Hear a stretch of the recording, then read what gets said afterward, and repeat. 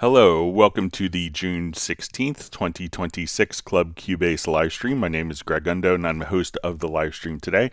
If you have not attended a live stream before, how it works is you can ask questions in the live chat field, or you could simply send questions in advance to clubcubase@steinberg.de. When asking questions, realize my ability to answer the questions in kind of a real-time manner may soon be eclipsed. Not possible. So if you don't see an immediate response to your question, if we could avoid asking the same question repeatedly, that would be appreciated. It allows us to get through more questions in a quicker time manner. When asking your questions, it's always helpful if you could specify which version of the software you're using. So if it's Cubase, which level. So if it's Cubase LE, AI, Elements, Artist, or Pro. What version numbers, if it's 13, 14, 15. The operating system is also helpful. So whether you're running on Windows or Mac OS, we should have an index of all of the topics that are discussed in the live stream today pinned to the top of the comments field. So if you want to quickly navigate to topics that were covered with the timestamps, it'll be available. If you want to search for topics that have been covered in the previous live streams, we have over 2,000 hours and 44,000 questions. You could go to cubaseindex.com, and we want to thank Jan from Stockholm for creating that site. It's a great resource of information. We have two people that serve as moderators, Jazz Dude and Agent K. They're not Steinberg employees. They do it to make it a better community experience. We want to extend our gratitude to them. And we'll give a special thanks, in addition to that, to Jazz Dude for his work with the unofficial Cubase Nation Discord, which is a great resource of information that's available to the Steinberg community with links to tutorials, downloads, templates, presets. It's really beneficial, again, to the Steinberg community. My name is Greg Undo. I work for Yamaha Corporation of America, and I primarily focus on Steinberg products, and I'm the host today. I'm presenting from just outside of Washington, D.C. area in Alexandria, Virginia. If you're watching this live, please feel free to introduce yourself and tell us where you're watching from. And with that, we will go ahead and get started. All right. Alright, so we see Jazz Dude sharing a link for a tutorial on Groove Agent 6. Very powerful program. We see Klaus Olsson joining from Malmo, Sweden. Alright, and we have Jan from Cubase Index joining from Stockholm. We have Tim K, a Cybertooth Bicycle, joining from Zeist in the Netherlands. His cat Buddy is waving a paw hello to my cat Steven. Mark Raben's dog and other pets are nearby, and he's ready to learn. All right, so we see, I guess we've crossed the 45,000 plus question threshold. So, and we see Jazzy providing a link for cubaseindex.com. All right, so we have Fly V's, Vince just says likely woke up for the Club Cubase. It's great to have you on. We see Uno Memento joining from Finland.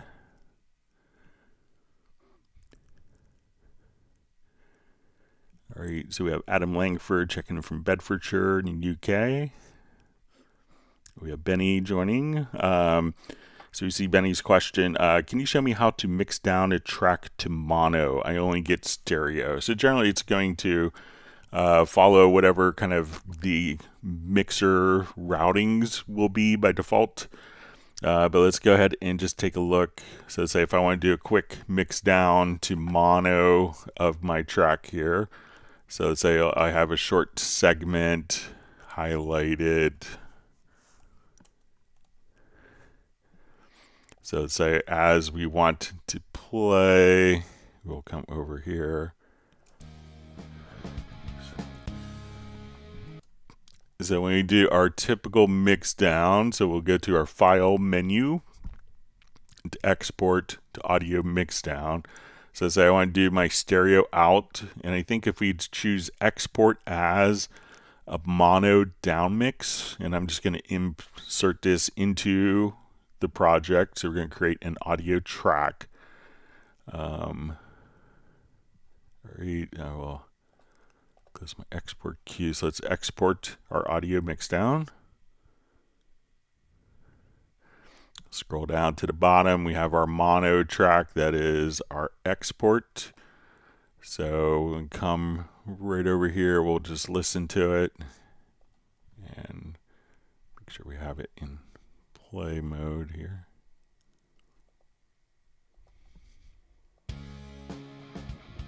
So now we have everything kind of just mixed down. So again, just come over to your file menu, export, audio mix down. You can choose your stereo output here, and then you'll see under the file format, you can choose to export it as a mono down mix. So give that a try.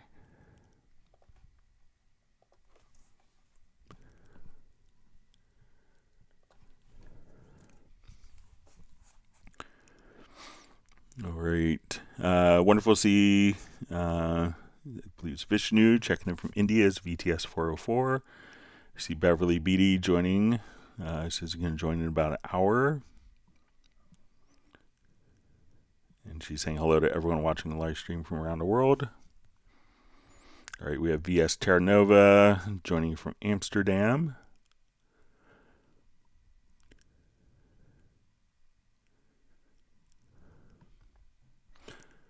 Okay, so we see from Pastoral Apologetics, CCC says in a hazy southeast Texas, I cannot get Captain to work in Dorico. The template may not be installed correctly. It says the engine is not working. So let me know if Captain is a sound library. Yeah, if it's a sound library, it could be. So let's say if we open up Dorico. I'm not familiar with it. I'm sorry for my ignorance.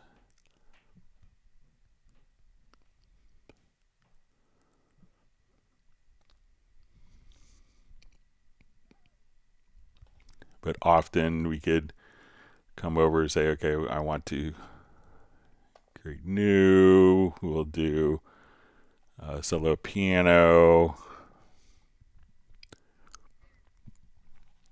So let's say if I had come into Dorico, and I will just put in some chords here quickly as we come over here.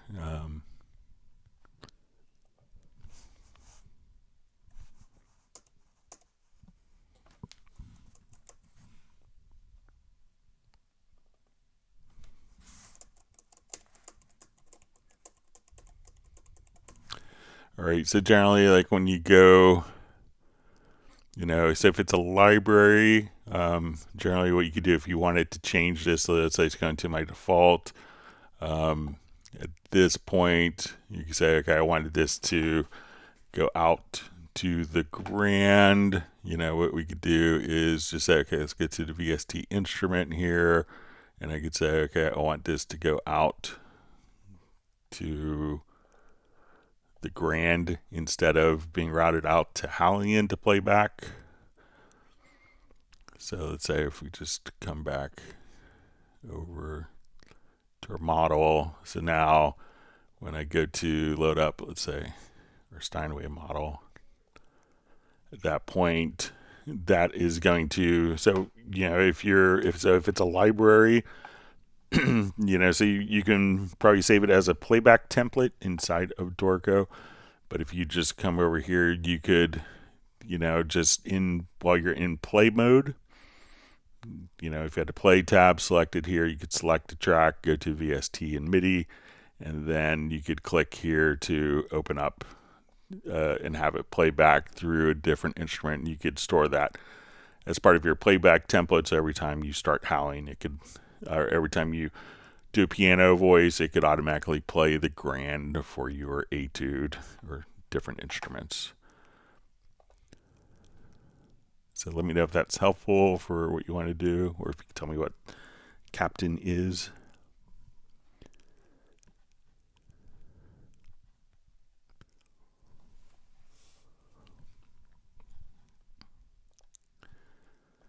Okay.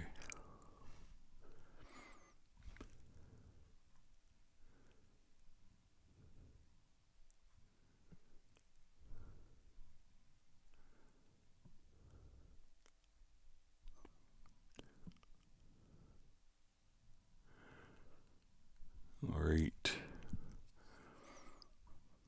You see Jan giving kudos to Jazz Dude for the unofficial Cubase Nation Discord forum. We see Tim Weinheimer on from Mission Viejo. We have Doug checking in from Cottage Grove, Minnesota. Thanks for joining us today. I believe it's Minnesota, not Montana.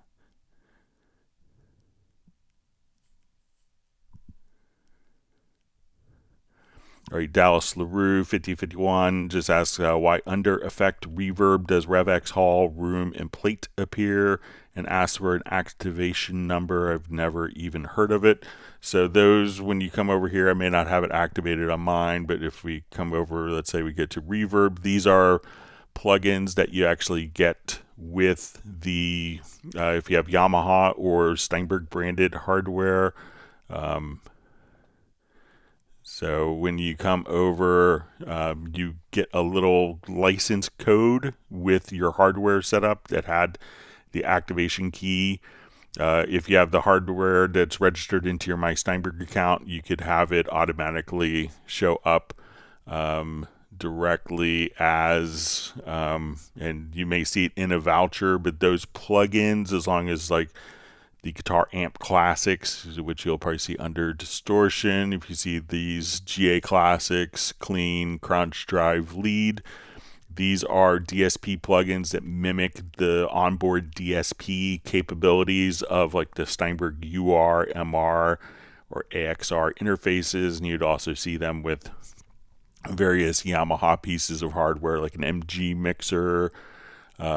So where we have, so those particular plugins are allowing you so that if you're doing it on, if you're processing audio in a mixer, you could have the same exact process that's going to be on the software as well. So probably within your hardware, there's going to be a sheet with the download access code for those particular plugins. I haven't installed it yet myself. I will do that probably after today's live stream.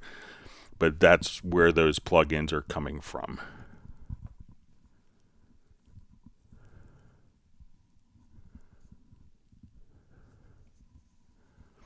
All right, so we see from Pastoral Apologetics, just says contains waiting for rendering engine, but internet is working. So I know that, you know, that some of the singing plugins like the Cantai plugin, so maybe that's when he says I can't get Captain to work in Dorico, the template may not have been installed. I don't have Cantai on this machine, but you know, make sure that you kind of do the same exact principle that I showed in Dorico earlier, and then you could just have it go to the Cantai plugin there. And then you could, you know, the lyrics will, it's like a virtual vocalist. So sorry for the autocorrect, turning Cantai into Captain looks like.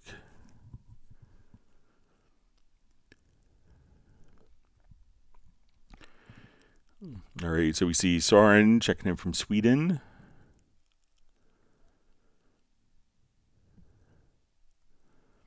All right, we have Brian Sawyer checking in from Yuma, Arizona. Hope your carpet went well. All right, so we see Benny just says there it was. Thanks, Greg, on the mono down mix. All right.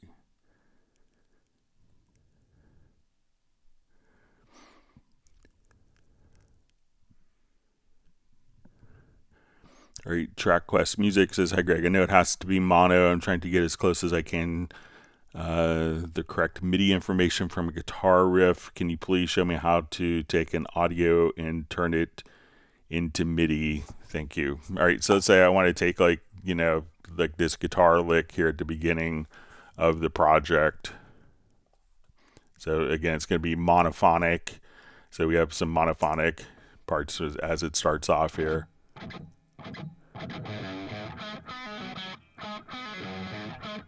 And again, what we do is just double click on the audio file. We would go to in the sample editor and select the VariAudio tab. We would let VariAudio do its analysis of it. And once VariAudio has kind of figured out the segmentation for the pitch, you will see under right here at the very bottom, choose function, and then we could just choose to extract MIDI. At that point, we'll come over here, and now our MIDI data will automatically kind of be extracted, and you could just do different phrases just like that. So within the VariAudio editor, select it again, make sure it's activated, and you'll see at the very bottom under functions, extract MIDI.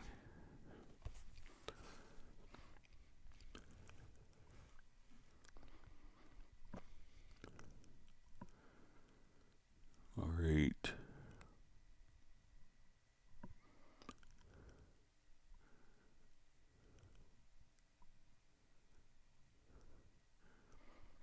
See, Pastoral Apologetics says autocorrected, sorry. So, yeah.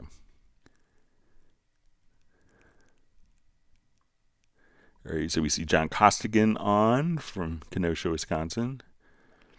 All right.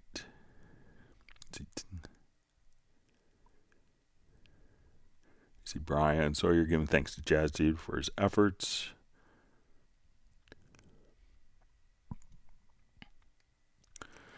All right, TrackQuest Music says, hi Greg, with all the different third-party audio sampled guitar instruments, do you know where I can get free expression maps for them? So there's lots of companies that are actually generating their own expression maps. But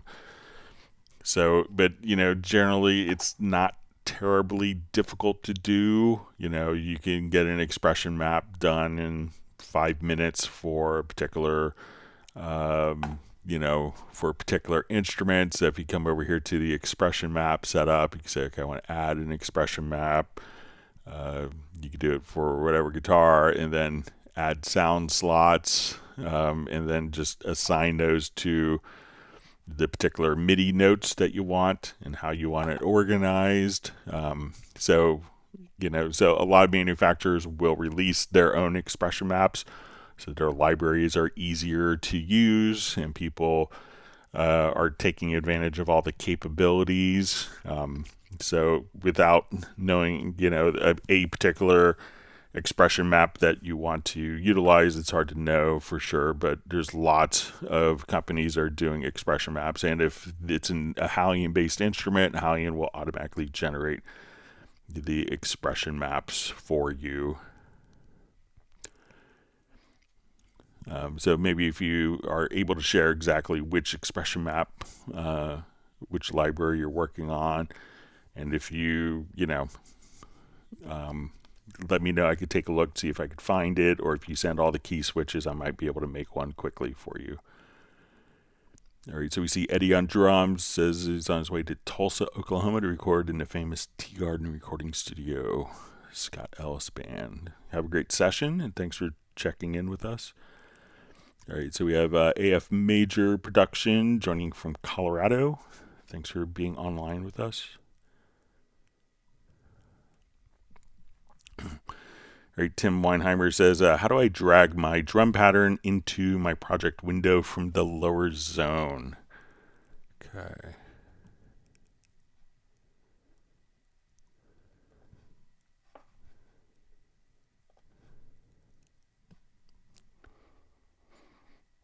Okay, so let's say if I was starting with my drums here, so let's say, okay, I have my drum machine. All right, so now when let's say I build a quick pattern here.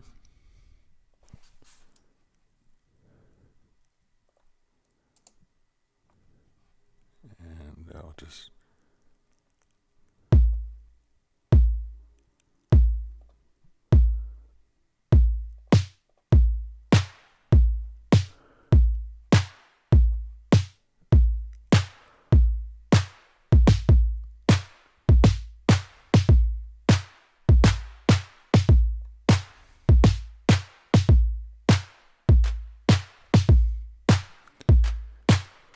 Alright, so let's say I want to come over here, we'll just put in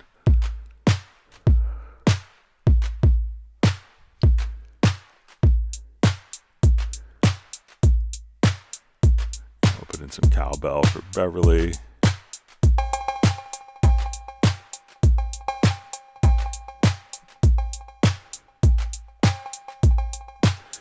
Alright, so let's say I have this pattern here. We could just see just to the left of the word pattern, you'll see this little pattern icon, and then we could just drag right there.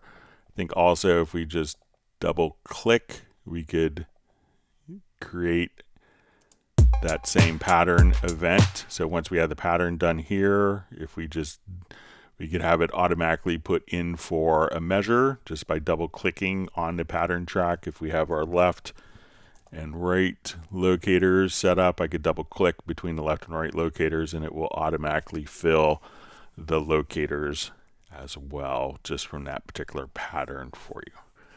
So if you want to drag, you can drag it in like so, or double click on the track where the pattern editor is sounding to do one measure, or double click between left and right locators to fill it between the left and right locators.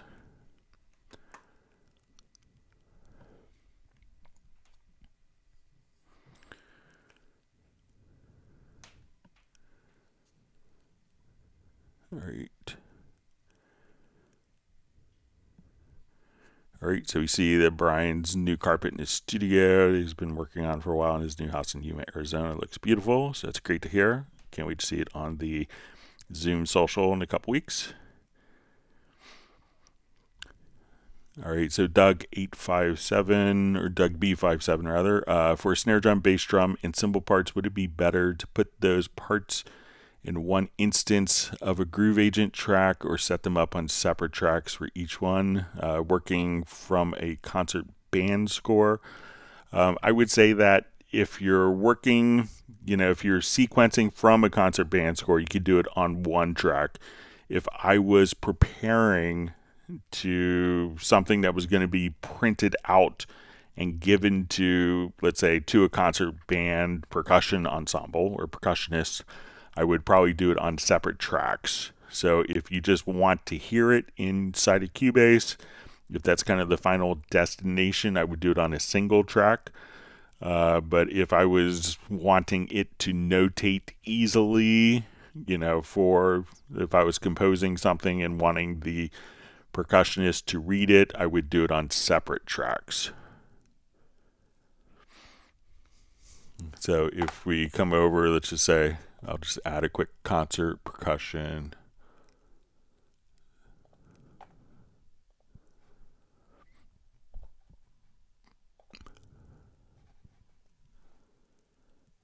So let's come over to Iconic Sketch, and we'll just do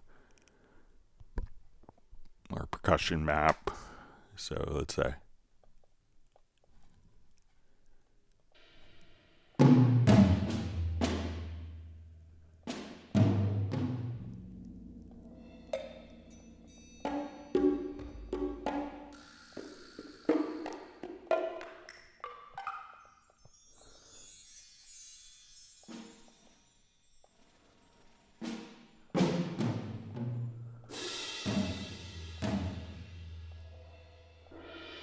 let's see if we can find this.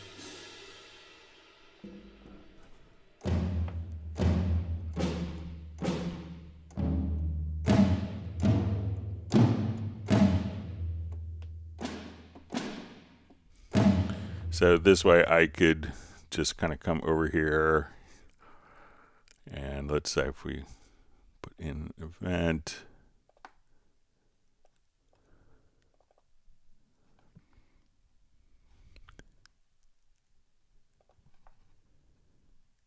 Let's put in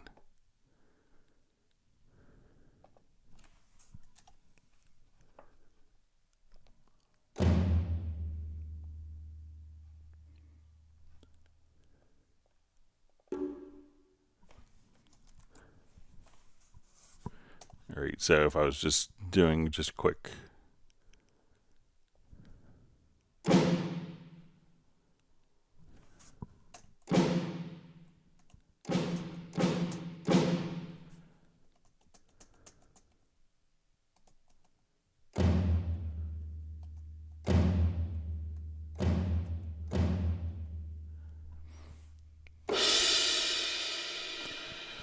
so now I could have one track and all of these different voices will play back from the one track.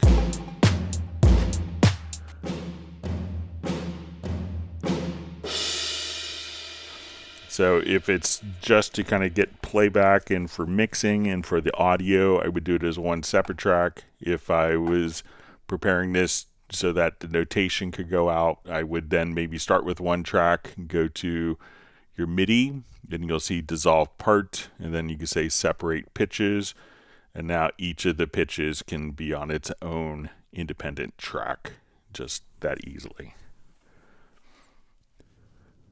So let me know if that makes sense.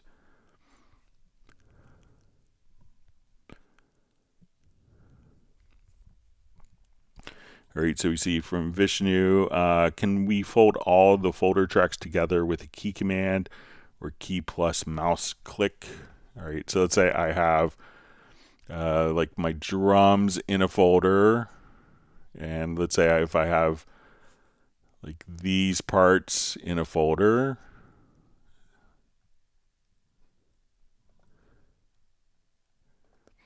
all right, and let's say I have a multi-drum in a folder here. Okay, so if I wanted to expand all of those, if you go to the project menu and you'll see under track folding, toggle selected track, so you could do that for the selected. And if you want to do it globally, so we'll come here to project menu track folding, you could just say fold tracks or unfold tracks, and that will do all of the folders. And conversely, we could come right over here and again project, and you'll see under track folding you could say fold and close all the folders. And I think that we could assign this to a keyboard shortcut as well. So let me just pop over here and say, okay, I want this particular function to do my folding. So hit that button.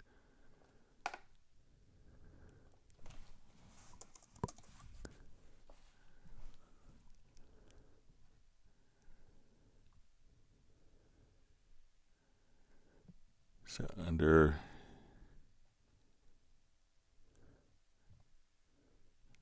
and here there's a function for toggle, folding toggle tracks.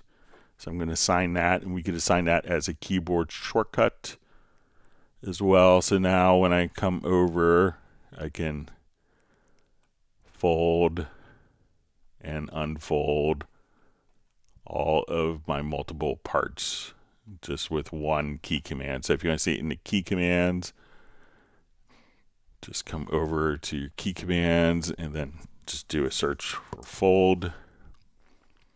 And then you'll see folding toggle fold under folding toggle tracks. And that will take all the folders that are open and close them, and the ones that are closed, open them. Okay, uno momento wants people to whack the like button.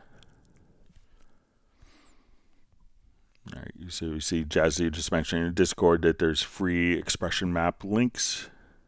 Thanks for pointing that out, Jazz Dude.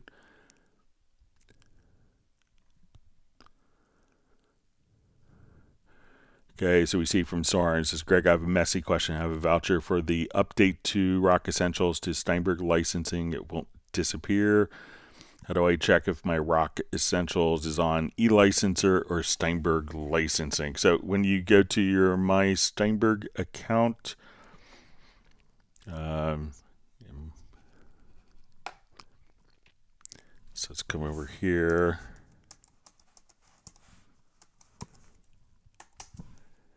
We'll go to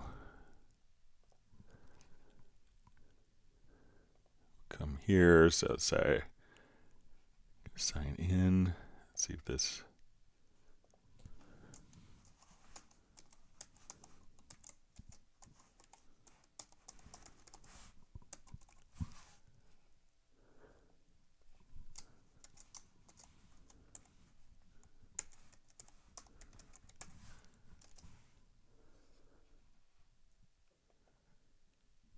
All right, hang on. Let me just. But you would just do it. I don't want to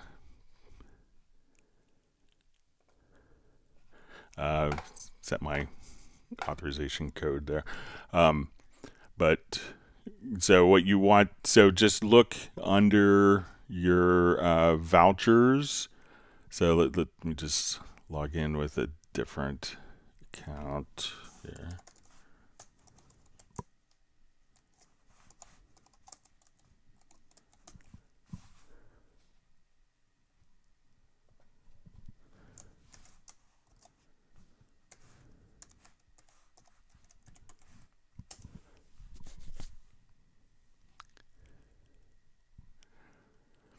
All right, so when you see your products, so let's say you come over here to your products view. So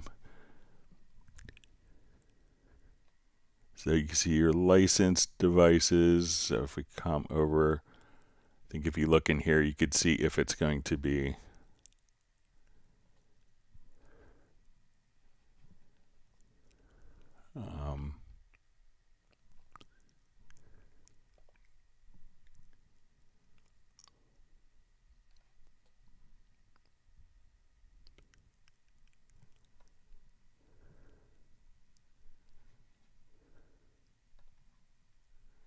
so here you can see like some of these are on eLicenser, and then other ones, you know, so Diffusion Essentials. So you can see exactly which ones are on eLicenser kind of listed here. So if it says eLicenser, you could see if it's on eLicenser. If it's not mentioned, then it's going to be on the Steinberg licensing.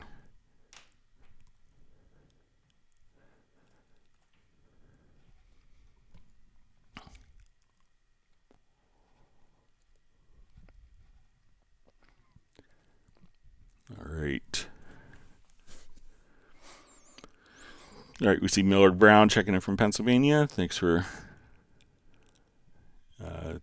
thanks for being online with us. All right, so we see TrackQuest Music says it's basically expression maps for native instruments and Orange Tree. Yeah, so there's probably someone has made them. If you can't find them, if it's going to be like one static type of thing for a particular one, if you send me all the key switches, we could probably generate one for you. If you want to email me at clubcubase@steinberg.de. All right. All right, so we see Miller Brown says, hello everyone, hope you're all well and happy. I'm still digging out of boxes, but I'm pretty much settled after my move to Delaware. So my sister-in-law is moving to Delaware too. So hope your move was uneventful for you.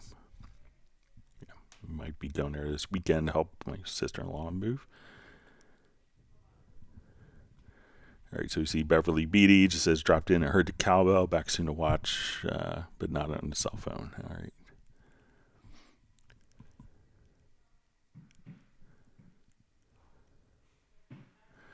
All right, so we just see from TrackQuest Music, how can I utilize all 8 sound slots of 16 in the drum machine so I can have multiple sounds all the way across my keyboard? Okay, so let's say I want to... we'll start off with our drum machine here.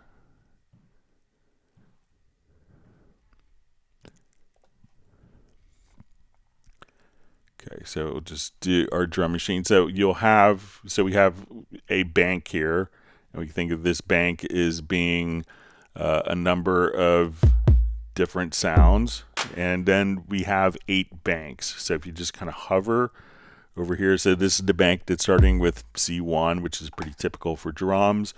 But if I wanted to come over here to this bank, we can see that this is now starting at at E2. So if I wanted to put a sound on this particular sound, I could come over here, and now we could just assign the cowbell to that particular sound. And if I wanted a sound on this bank, we could just say, okay, let's do just an FM synth.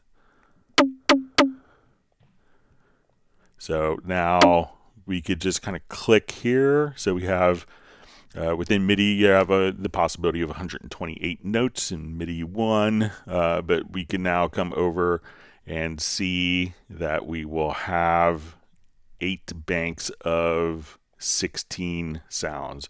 So just kind of click here, and then you could activate a bank to load additional sounds to spread it all across the keyboard.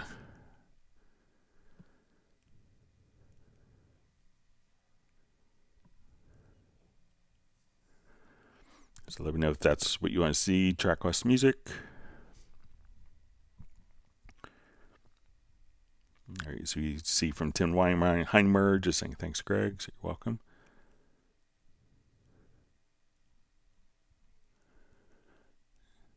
Jazz Dude's also mentioning that you could do Control or maybe Option or Command click to open up all folders. So let's see if that works. So we come over here.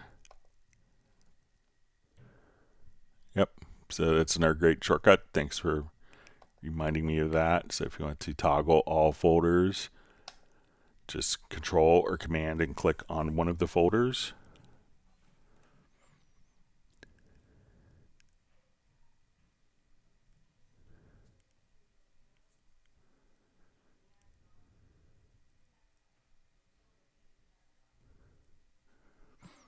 All right.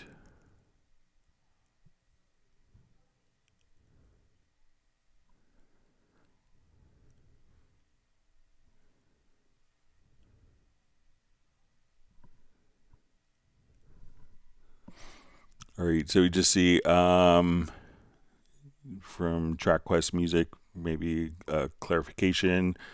It says, I'm sorry, I meant to say presets. If I want to put different presets all the way across each drum sound bank, how can I do that? So if you want like a different preset kit, so most of the presets will be kind of defined. So let's say if we come over here, we'll add a drum track.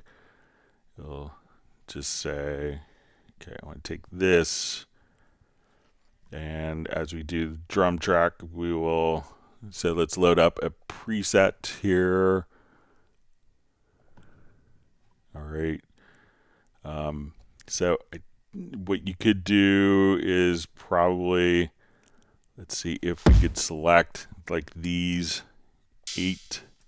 So if you wanted to load up different kits, I don't think that there's a kind of easy way to do that because the presets are going to be probably for the same MIDI notes. But we could take each of the sounds one by one if you wanted to and hover like this. So I'm going to take this sound, hover over a different pad, go back to this, and we could kind of move these to different octaves. So anytime you load a preset, we could just come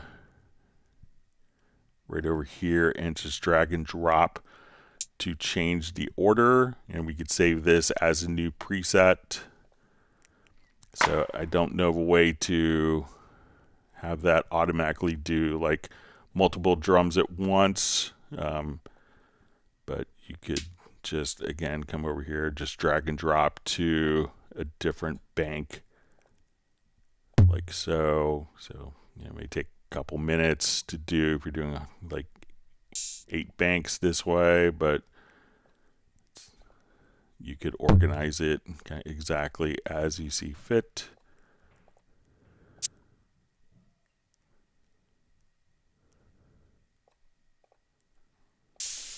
And I'll just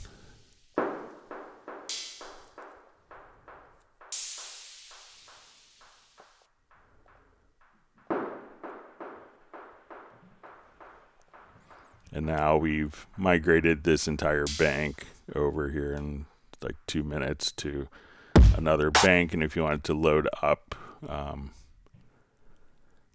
so I'm not sure if we load up, when we load a preset, if it will, I don't think it's going to merge it into another one. So, you know, if you want them to all sound simultaneously, you might have to work with multiple drum tracks, might be the most effective way. Or if you just want, so, you know, if you want like 8 separate kits that are always accessible on different ones, you could do it like this. If you wanted to kind of layer all of the sounds, so, you know, so you could kind of move these. You can't really save this as a bank, so to merge, so it might be easier to work with different, you know, having multiple drum tracks available to have access to. Sorry about that.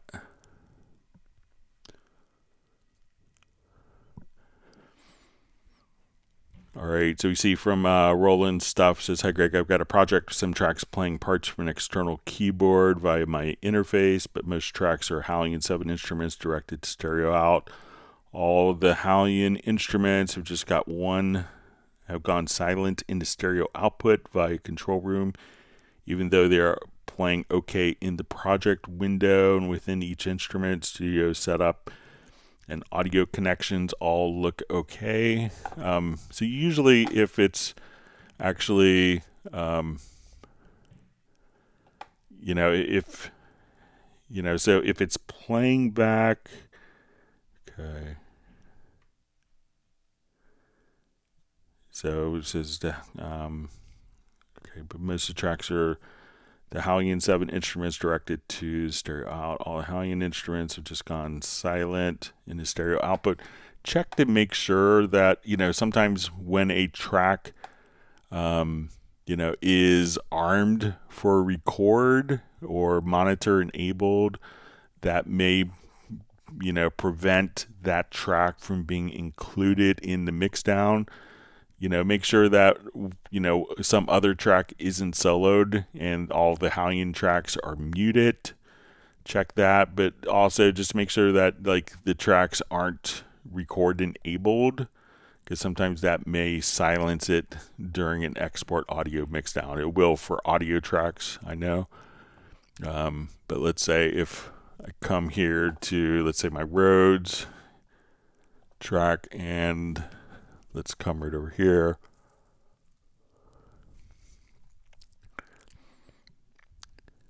And we will say, okay, let's just go to my chords, and I'll just get some notes in there.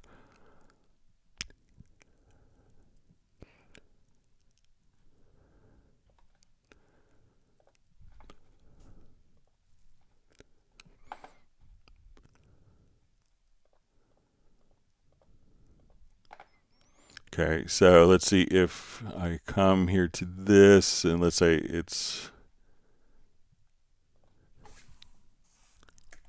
put my left and right locators there. So let's see if I export.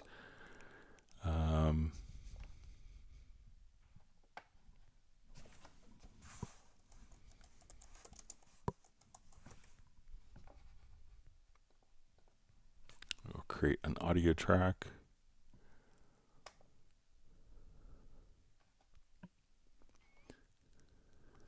So that's, let's see if we have record enable on.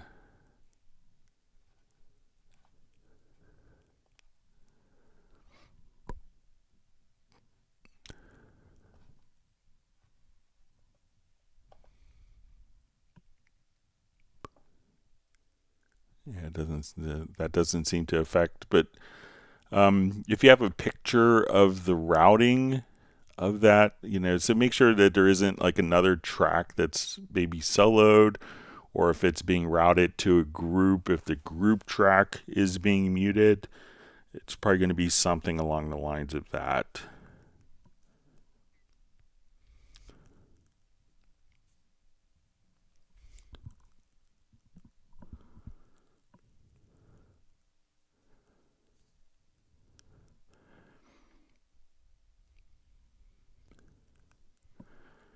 All right, so we see TrackQuest Music says it's not letting me use presets. I think with the drum machine, I would love to use a bunch of different presets all the way across all the banks. So yeah, so you'd probably have to manually build it because you can't merge presets together in the drum machine. That it doesn't seem like that I can do. So just want to give you kind of a heads up. So I haven't figured that out. So you might have to kind of manually create. But you might be just say, okay, instead of having that you want to, create maybe 8 drum machine tracks and put it into a folder, and then you could just simply have all of the parameters optimized for how they are. Because if we copy from, we could see if we have 2 drum machines. So if we come over here, let's say to our drum machine, I'm going to add, so we move this, I'm going to add a new drum machine. So we'll add a drum track. Okay, so this one we had a modern drum bass. Let's say, okay, I want my momentum kit here. So let's see if we drag it over. Let's say I'll take this drum machine. Let's come over here. So let's say this is,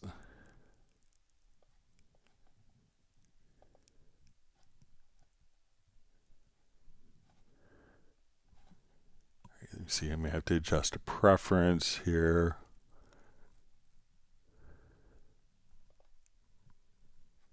So I'm going to turn off editor content files event selection.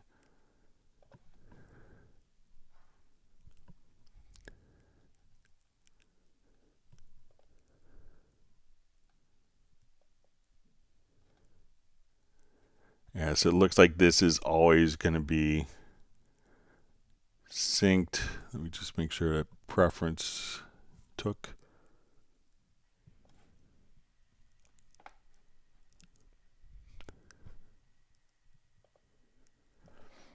Yeah, so I think even if we, let's see if we could just copy between the 2 pads. So let's say if I come here, let's copy that pad, come here, paste. Yeah, so it looks like it's only going to be,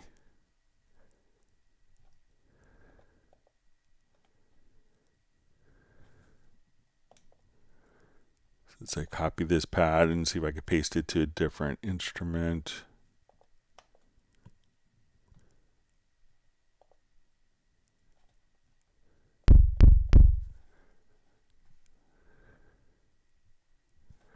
All right, so it looks like if you wanted to build it up, you'd have to kind of do it manually. But you can say, okay, I want this modern D&B sound here. You could copy the pad. And we'll come over here. Let's paste it. So right click, paste the pad. Let's make sure I copied it.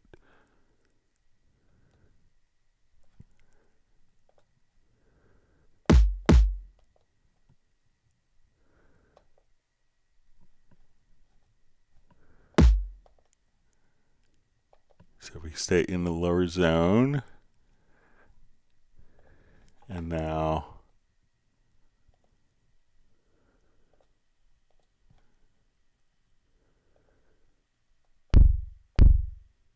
looks like. So you might experiment with that to see if we could copy. So again, let's say I have that as my snare.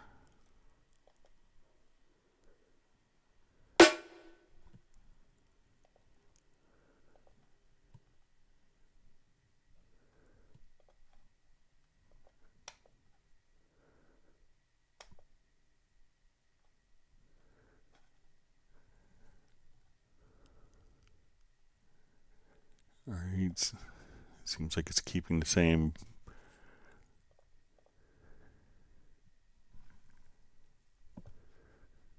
All right, let's see if I copy.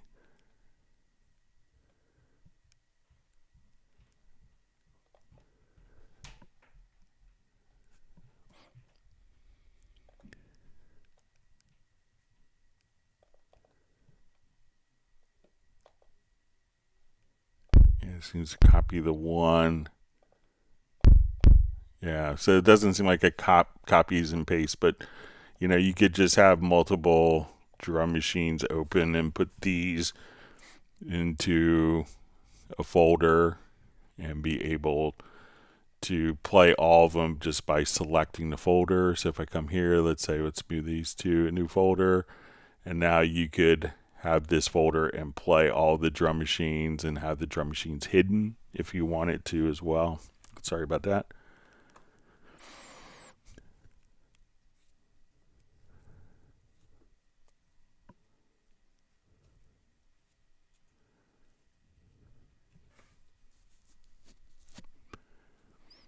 All right.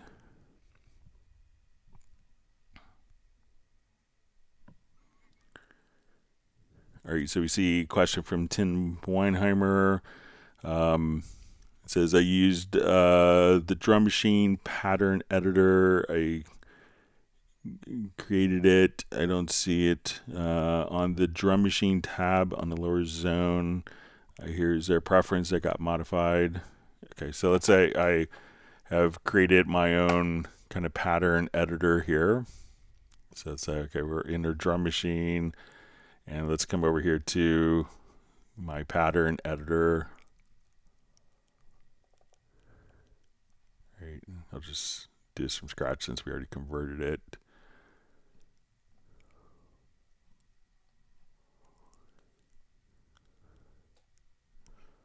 Okay. Let me just create that as a pattern event. Sorry.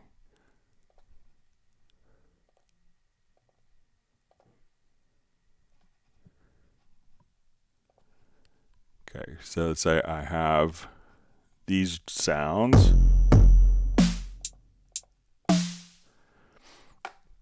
Okay, and let's get to, let's say, our pattern editor.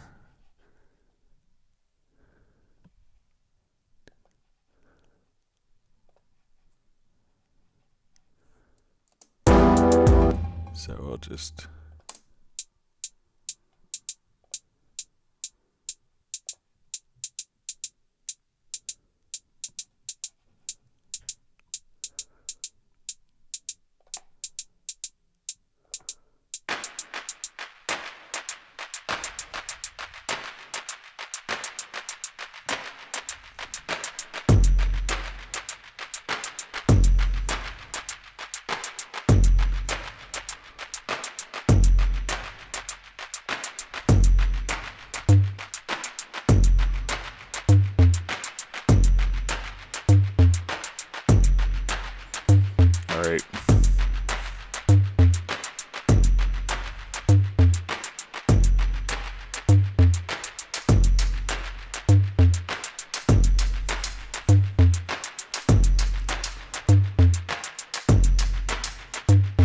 All right, so let's say now if we want to save like this pattern, so if we could save kind of the drum machine preset, which would be our drum machine here. Now if we want to save the pattern with the drum machine, I think we would just come over here and let's go to, we'll save a preset, so just do it from right over here.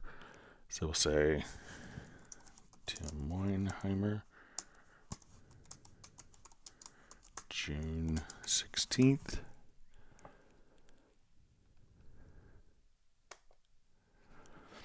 Okay, so let's say we do a new project, empty.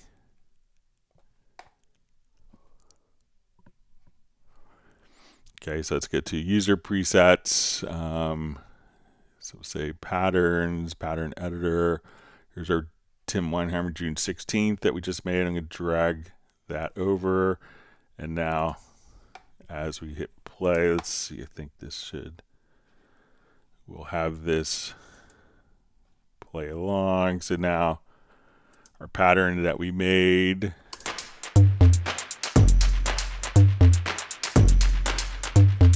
So that way we save the pattern plus all of the sounds that we made from the original one. So instead of saving like the drum machine, so we can save the drum machine sounds if we want to save the pattern with the instrument that it's associated with. We can come right over here and choose the preset management and save a preset there. Then that preset could be loaded into any other project as well. So let me know if that's helpful for you, Tim.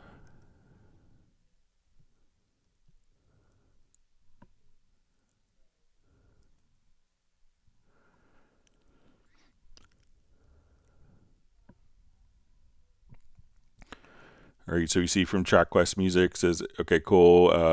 What if I could just drop in the sounds from the different presets? Like you show me where those preset sounds are. So let's say we have a drum machine here. All right. So if we wanted to come to, let's say so let's just go home here. So say if we go to presets, we could say we want to go to, let's see if we do track presets, drum. So this is kind of all of the different sounds. So let's say I'm just going to drag this over here, and being that this could be, you know, both samples or synthesis, you know, so what I would probably do again is, so, you know, depending on, you know, here we can see that our kicks in this layer is a sample. So we have samples here, but maybe some of the other might be more synthesis. So say if we come over here, so say if I replace this with, let's say sound, you know, so we could do samples or synthesis directly here. So, you know, it may not be as easy as like, okay, you know, this is the sample that it's using, because a lot of the drum machine is going to be kind of layered samples with synthesis and all of the synthesis functions and tuning and filters that are being utilized. So if I was doing it, I would probably just come over here and have my, if I want to have quick access to all of the particular sounds, I would move them and, you know, just come over here. If you want to access, put these all into a folder track. So, you know, move these, each of these to their individual banks, and then again, come right over here. Let's move these to a new folder. You can move it to folder with group channel if you so want it. But now when I select this particular folder track, all of the sounds here can be routed for MIDI as well. So, but it can be a little more involved than this is the kick that's used in this pattern. Because it could not be a sample, it could be just a synthesis or synthesizer combined with samples as well.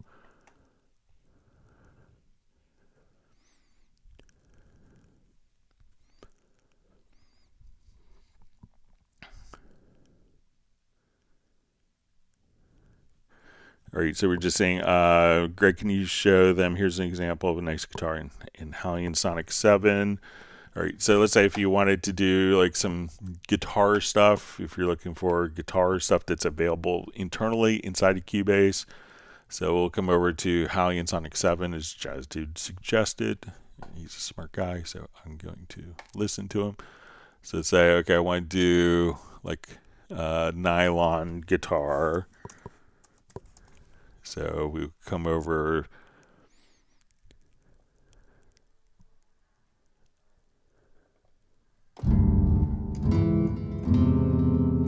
All right.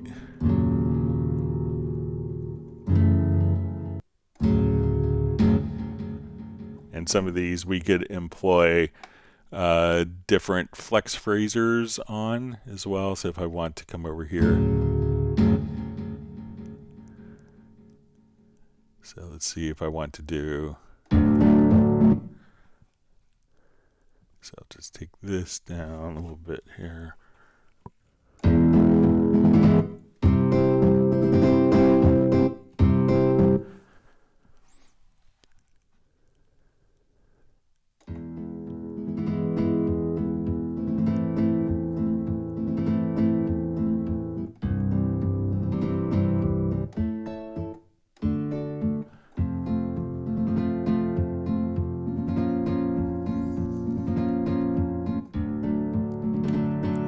So say, okay, now I want to do like different types of, you know, guitar patterns. I could just kind of come over here.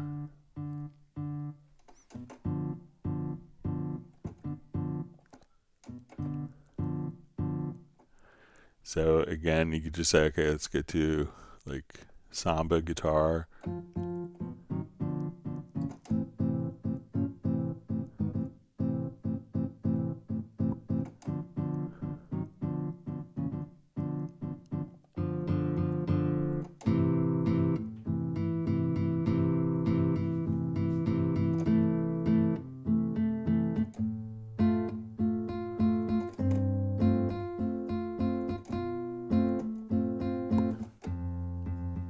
So there's like all sorts of, so I'm not sure if you're doing more acoustic guitars or.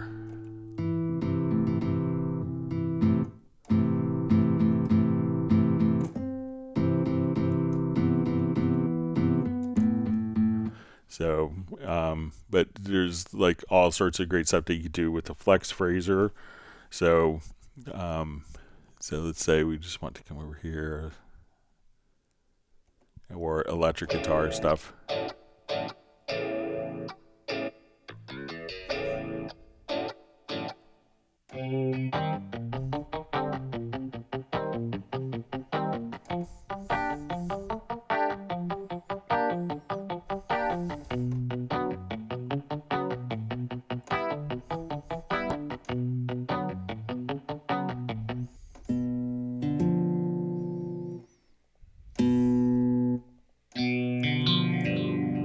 So now if I want to take this guitar sound and run it through.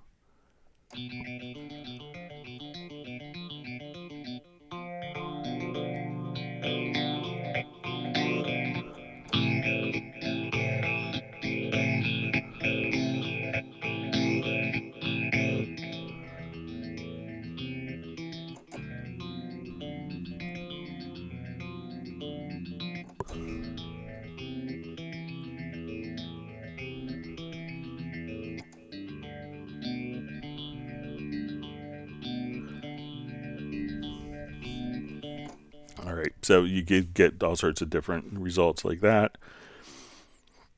All right, so you see Rick from Bratman Studio on from Whittier, California. It says, did you save the mono guitar to the MIDI track? I'd love to hear how accurate that MIDI came out with pitch. MIDI came out for what sound source? Also pitch bends, thanks. So let's see if I still have it.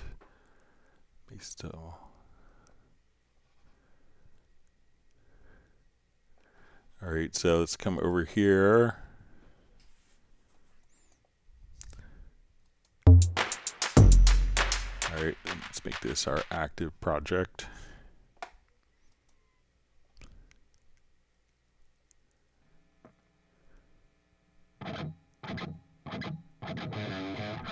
All right, so let's assign this to maybe like a synth part, or we'll try a guitar part here. Bear with me just a second.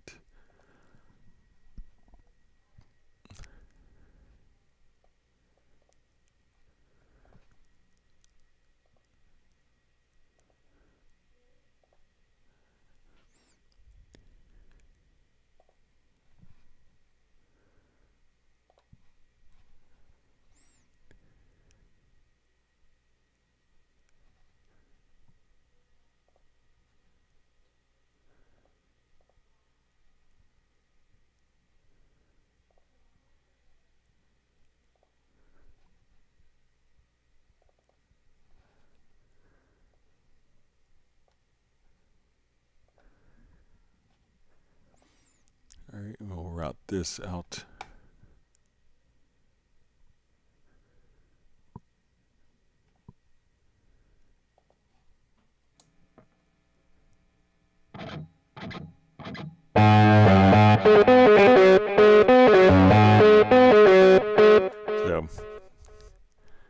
So we can come over there. So obviously there's kind of different overtones and stuff that's going on, but let's see. So.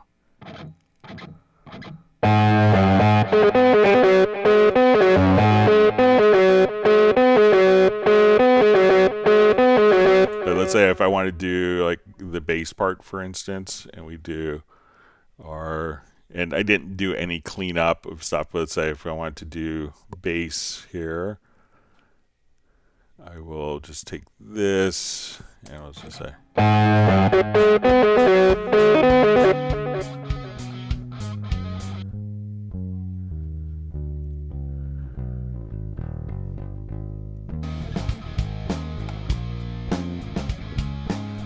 All right, so now we will come over here.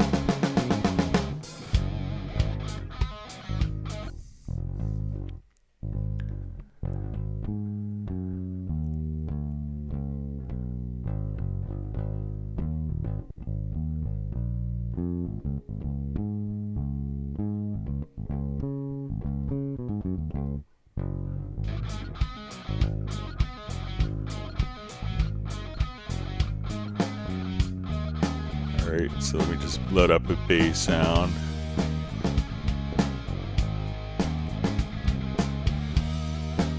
On this quickly.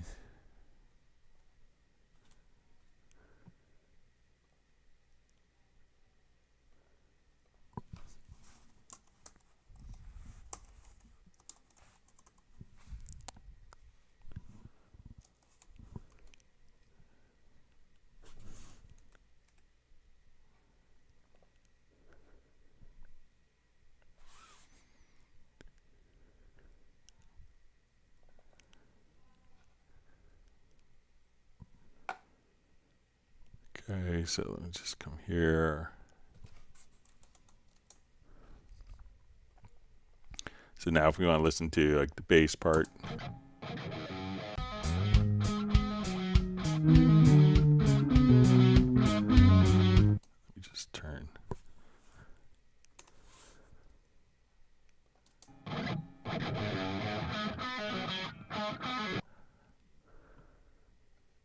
So I'll just.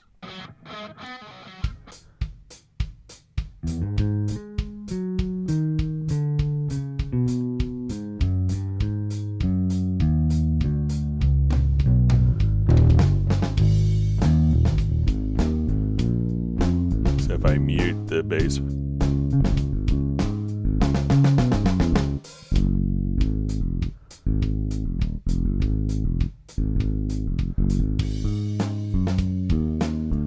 Play with the bass part here.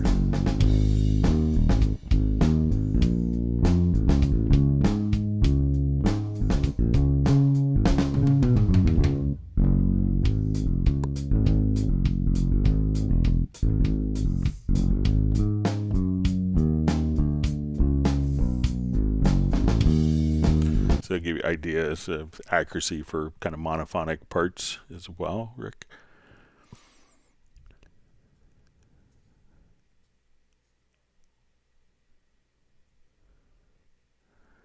All right, right, so we see Rob Schmedeke says, hello, Greg. Thanks for all the insights. You're welcome.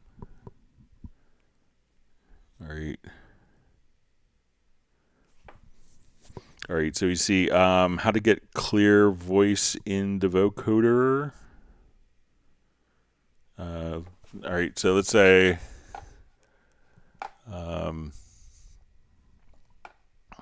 just go to a different project here.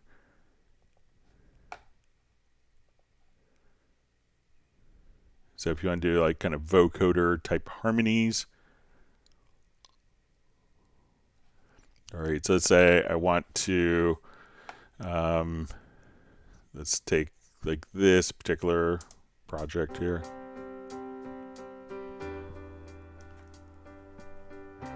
What did you say?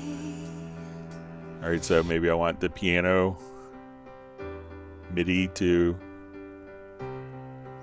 All right, so I'm just going to duplicate this particular track here. All right, I'm going to put a vocoder on as an insert here. So, all right, so now when we do this, we see that we'll just hear kind of like a weird robotic.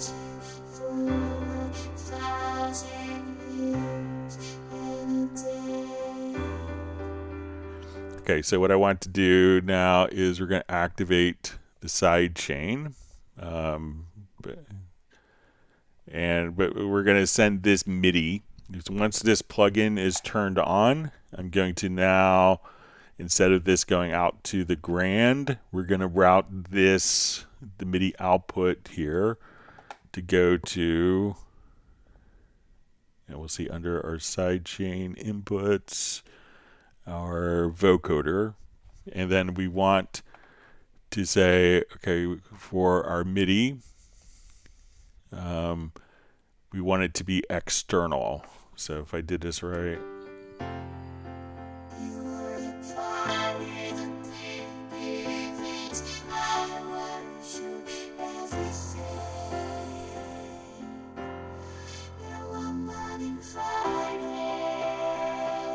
So let's say I want my real vocal, so I'll duplicate this track. So we'll come over here, and then I won't have this track go through the vocoder, so we'll have the harmonies being generated. What did you say? You wished it all away, and I'm left here for 1,000 years and a day. So say now I want the harmonies. You were the party, the big events, I worship everything. Now I'm uninvited. I'm on the outside looking in.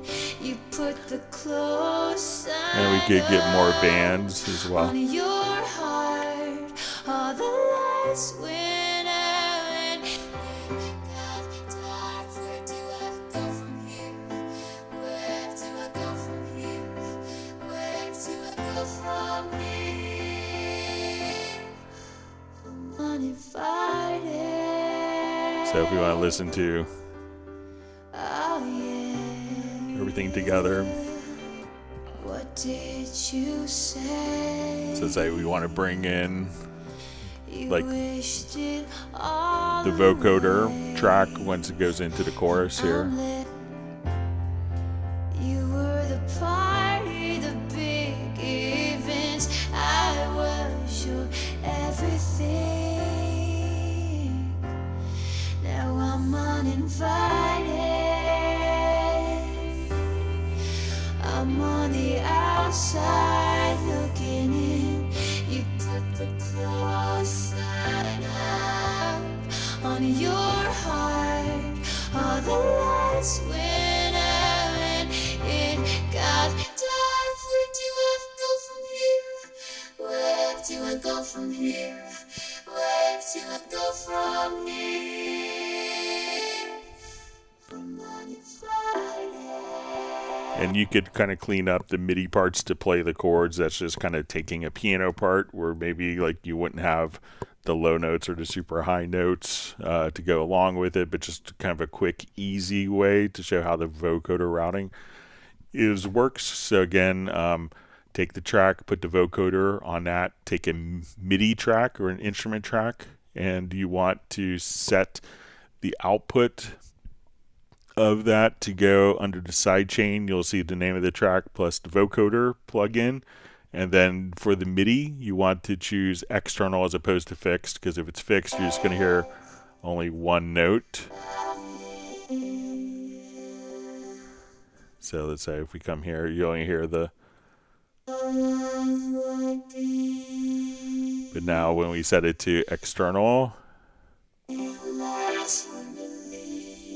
then you could shape the sound.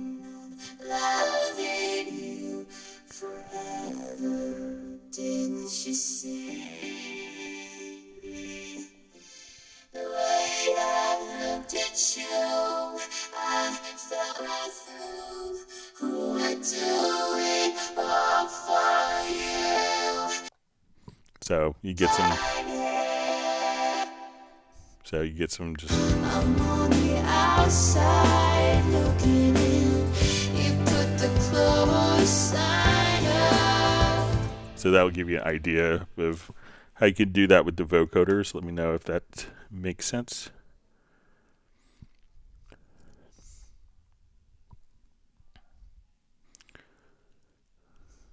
So let me know if that makes sense for you. That's from Inian.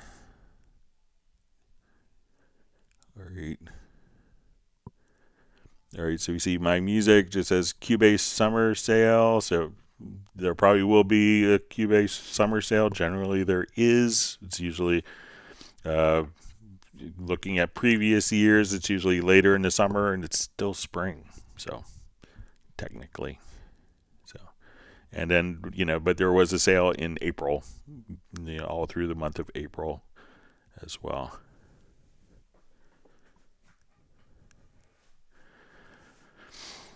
All right, so we see from Bratman Studios, so thanks for the mono to MIDI example. I imagine with the warp, etc., you can clean the note up and turn the MIDI to even tighten it up more. So yeah, you could definitely do that, and you could do, exactly, kind of do editing within the particular, for the segments in VariAudio.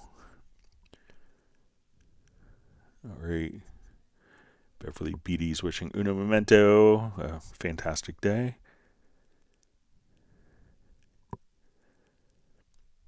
All right, so it looks like Jazzy is going to be doing a template based on Trip instrument, which is a wonderful VST instrument. He's going to do a comparison with Tangerine Dream.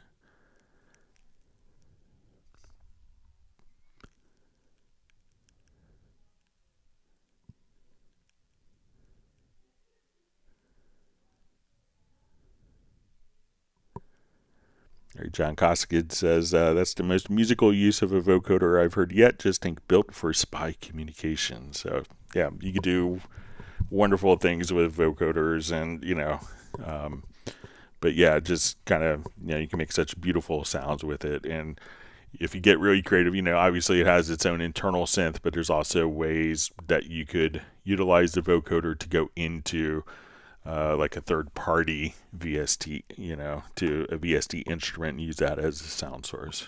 So,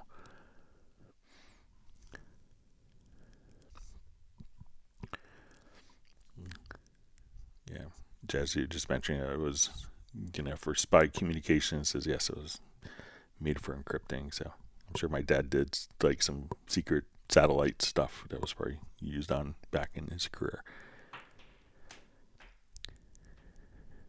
So we see a comment from Beverly just saying every day could be a fun day and learn new things like how awesome and powerful Cubase 15 Pro is and then awesome peeps on the Cubase live stream.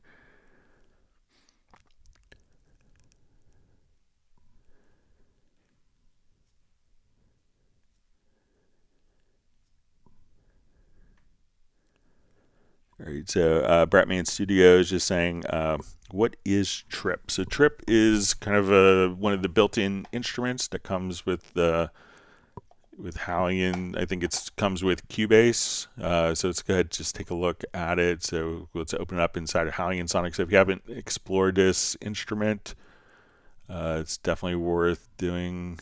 So let's come over here. So, you know, don't underestimate kind of the built-in instruments. So let's just say, okay.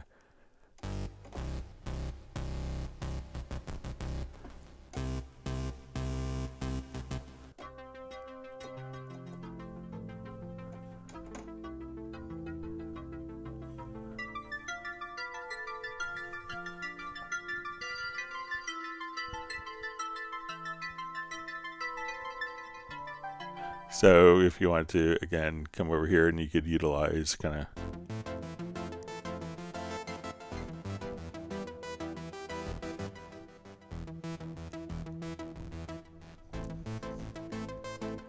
and switch between different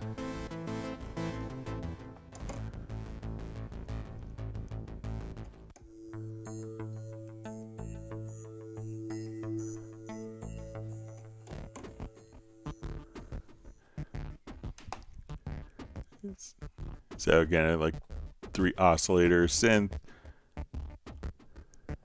with sub. So we'll just go through a couple of presets here.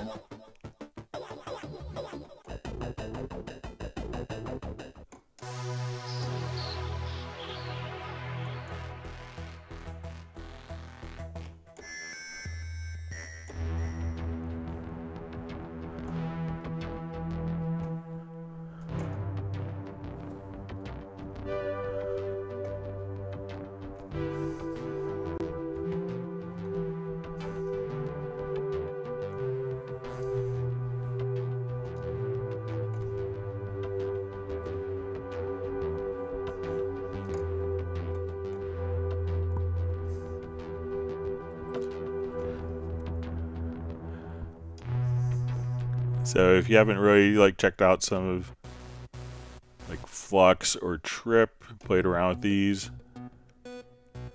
and again, like really amazing arpeggiators are built in.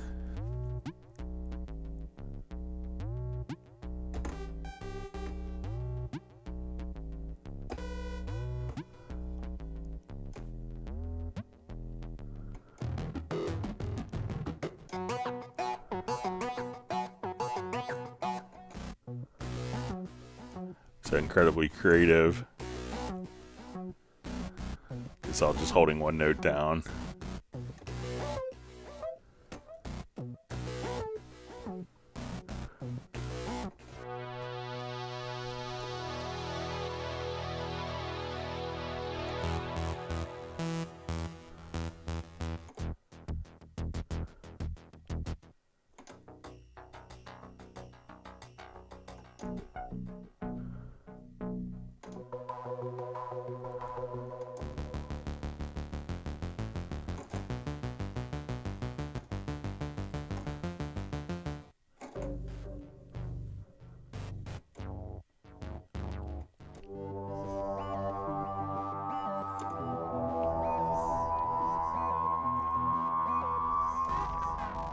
So a lot of these you can hit one note and it's almost like an instant soundtrack.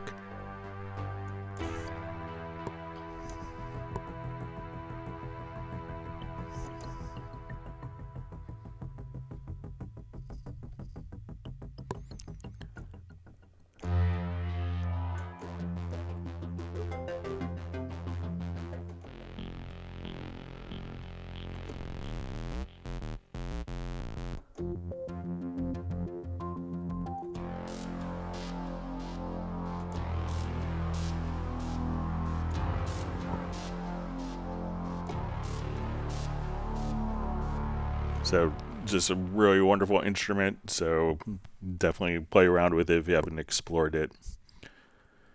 All right. Let me see, Jazzy shared a Trip tutorial.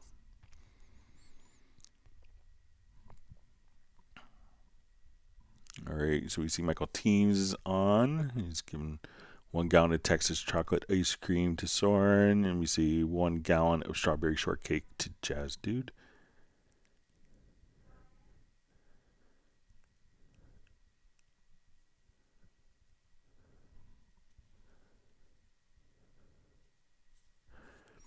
All right, so we see Beverly Beatty just says, I did figure out that stacking audio/wave is possible with the full version of HALion 7, but not HALion Sonic. My goal is to use one track only with multiple wave files stacked on a sampler. So yeah, you could do that there. And if you're just playing like different wave files, you could also stack if you wanted to stack like 32 wave files, like in Groove Agent. So if you come over here, let's say if we just open up an instance of Groove Agent SE, you can have 32 samples stacked per pad here.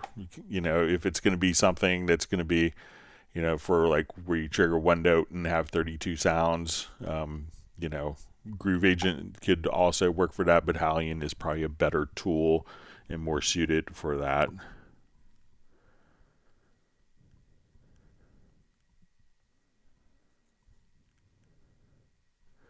All right, so you see Beverly is trying HALion 7 full version out for a month.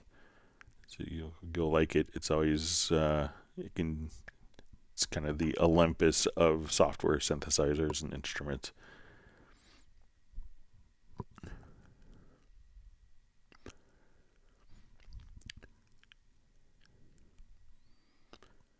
think Jazz Dude's probably sharing the HALion 7 tutorial probably from One Man in a Song, which is great.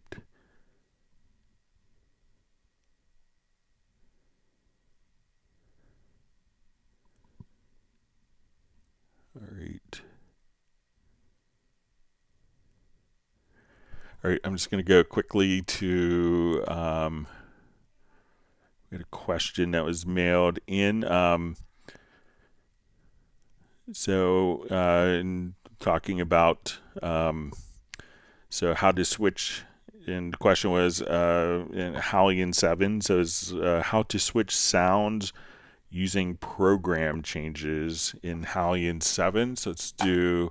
So sometimes a lot of VST instruments, like program changes, were often used to, like switch sounds of an instrument in the middle of a song. So let's say if I come over here and I'm going to add an instrument track and we want to utilize HALion 7. Now, when you use HALion 7, one of the cool things is that you could have kind of different, almost like preset configurations. So if you want a very simple instrument, you could do that. You could also come over here and say, okay, I want this to be, a very advanced, so you can say, okay, I want like a really basic instrument, but we have these different screen sets. So we'll come over here and let's do advanced. So when we go to advanced, we could have different presets.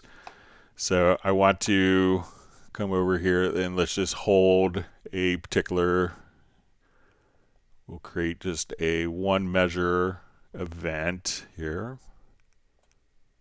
Okay, we'll convert this to MIDI.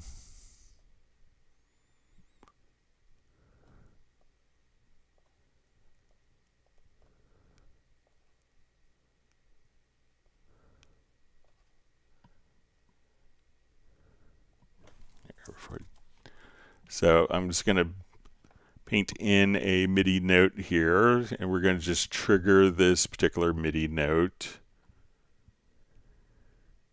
and have it switch sounds. Okay, so right now, let's come over here. Let's glue these together. So we'll have just notes, and what I want to do is to switch between different sounds. So we can have different instruments that are loaded up. So let's say, okay, I want to go from an anima sound. So let's say we have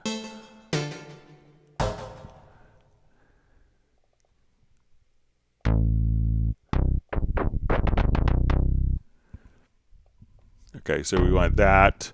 Now when we do this and we load sounds, and we can see that we have these different sounds, but we could also have something like, one of the editors that we could have inside of HALion is our program table. So let's say I want to load up and switch between different sounds. So I'm going to come over here to, let's say, Oron, and say, okay, I'm going to just open this sound up here, and we'll put it into program slot 2. So I haven't loaded that particular sound into slot 1. So let's come over and say, okay, we want Dark Planet. All right, and we see that this will be listed as program 1, 2, 3, 4.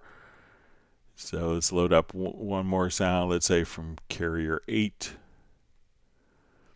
Okay, so right now we have program change 1, 2, 3, 4, and we go all the way up to 128. All right, so let's say we want to now have this switch between these particular instruments. So every time that we play one note here in our event, we want to not only switch the program change to the next one, but it's also that program change is going to involve loading up and switching between different instruments as well as we see loaded into our program. So if you're doing this for live performance, this is what a lot of people end up doing.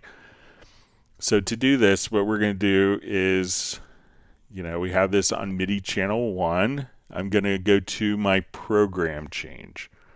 So a lot of people think of program change as being with, part of a MIDI CC. Technically, it's a MIDI system common message. But so I'm going to come over here, and we're just going to put in program changes here on the beats, on the downbeats. And as we do this, I will just select, okay, so let's say when we select our program change here, I want this to be program 1, I want this to be program 2, 3, and we'll say 4. Okay, so as we play this back, anytime that we load this up, we will now come over and we have to, there's also one other thing to do. So let's say if we come over to, let's say, edit, we have to tell it to, so I think if we go here to MIDI, we need to tell it to actually follow our different channel, for it to follow our program changes. All right. So I think it might be under options. Okay, so now I have options here, and for our MIDI options, we want it to now receive program changes. So you can kind of click here and add different windows. So now when I do this and we watch, let's say from our macro view,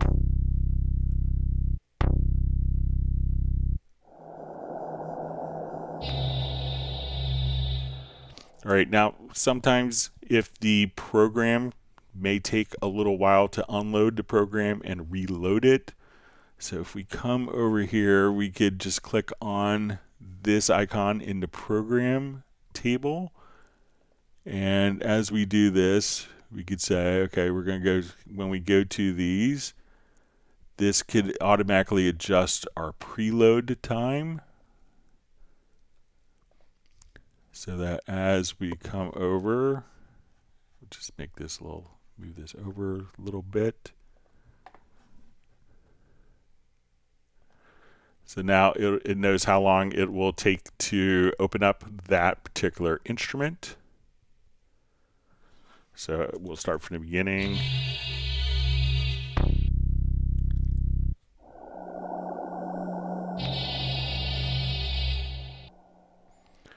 So that's how, so we could have one instance, one channel of sounds, and we could just simply come over here and have a choice of 128 instruments that we could switch to, and we could think of these as being our program change.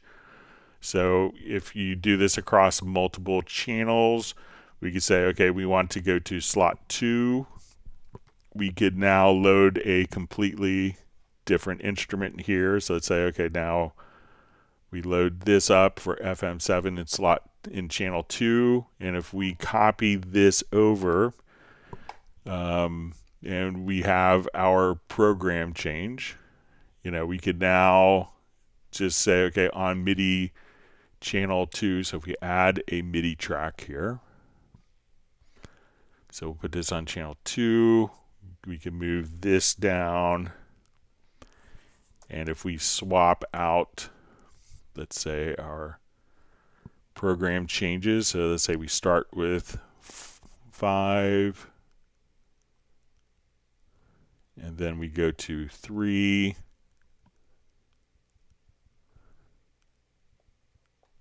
4, 1. That now we could just open up our HALion here, and on MIDI channel 2, we can again just have this automatically switch between.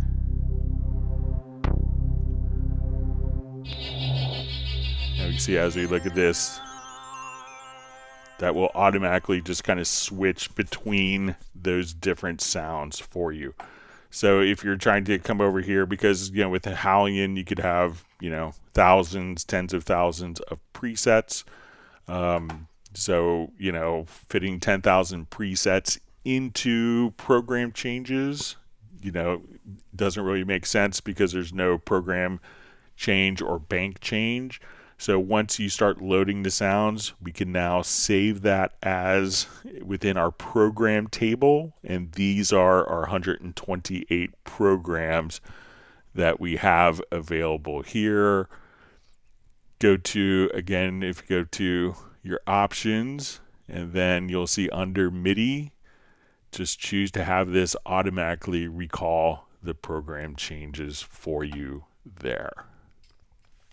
All right, let me jump back to your live questions.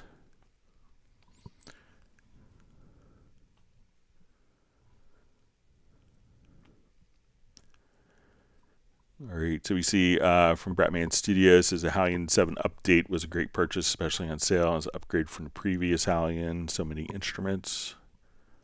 Yeah, it's a beast of an instrument.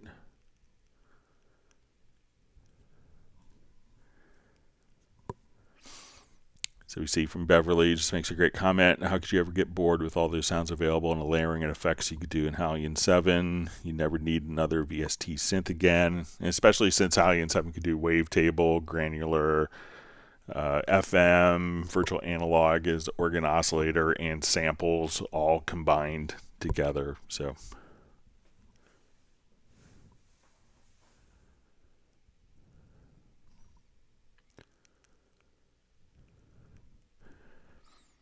All right, so we see Tiago joining from Brazil. Thanks for being on with us. We see Brian Sawyers in Yuma, Arizona. It's 108 degrees Fahrenheit. I hope you appreciate that. So I'm sure you appreciate it in winter. All right.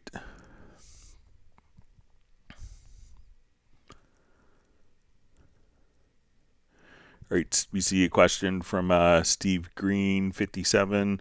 Greg, is there a way of hiding faders in the mix console? I have 7 drums, 5 guitars, 4 synths, 4 vocals, 6 orchestra. How do I show only the 4 vocals? Makes the mix console less busy.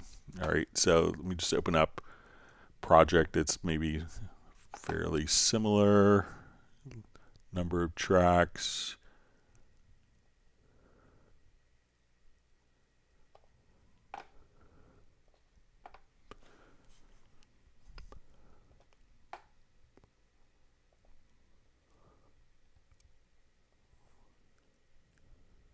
Okay, so let's say, all right, so let's say I got a lot of tracks going on in my mix console here. So as we are scrolling around here. All right, so if I only want to see, like, let's say my vocals. All right, so let's say if we're here, we could go to our visibility. Now, if I have like all of my vocals that are in a folder, I could hold down the shift and click, and now I only see. And if I want to see only, let's say, drums, I could shift click here. You could also just see all of my tracks here, but we have different kind of visibility settings. So in the lower zone mixer,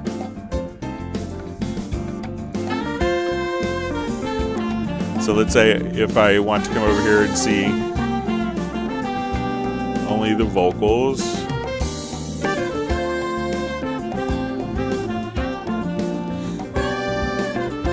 if I have these selected, we could go to our configurations here. We can say show only selected tracks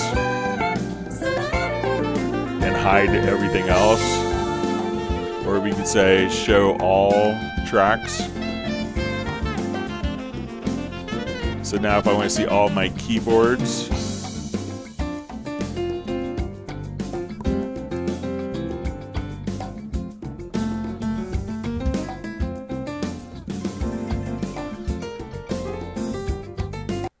so those are, so you could just kind of use the visibility agents and have, you know, the ability to do that. But if you have it set in folders, like a lot of people may have all of their drums set in folders, their guitars, brass, percussion, and if they're all kind of set in folders, at that point you could just show, just shift and click on the left hand side of the visibility, and again the visibility, you could just see it directly over here. So as soon as you so you can go to the visibility tab and choose to, you know, show or hide your different tracks, or I want to see this track, hold down your command control, I want to see those 4 tracks, come over here to your channel visibility and say show selected tracks, and conversely you can say there's a key command for undo visibility change, so you can go back to see all of your tracks available, and that will carry over into the mixer. So we say okay, show only show selected tracks, then that's all you're going to see in the mixer. And then conversely, we'll undo the visibility change, and you're right back to where you were. And we could also just come right over here and say, okay, I don't want to see my input channels. And so you could navigate pretty quickly. So let's say I have my, like a multi-drum track, we could, again, just come over here and shift click, and then there's only my drums, and when I expand them here, I'm only seeing my drums. And just come right over here and show all tracks. And also in the visibility, you could just say, okay, hold down the left mouse button, say I only want to see these tracks, I want to see all of my tracks, like so. So you can kind of swipe in that particular edit area as well.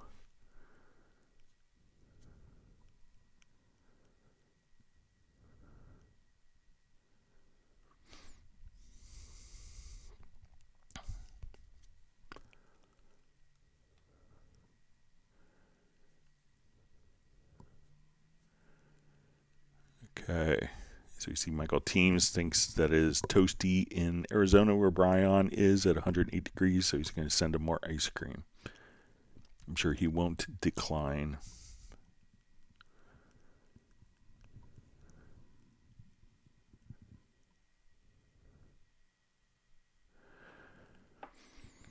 All right, so we see, Greg, is there any way in the future that Groove Agent could be connected to Media Bay on the right-hand side, not the one in Groove Agent, so you could do the same things with it as you can do with the sampler track? So generally, sampler track is going to be, one sample. So, but let's say if we open up an instance of Groove Agent here, so let's get to our drums. All right, so let's say if I was in Beat Agent here and I was, looking for different samples. All right, so one of the things, so you can have your media bay and, and treat it the same way. But if we come over here and just choose the browser, so if let's say I'm here and we want, to just, audition different. Let's say we have a pattern playing here.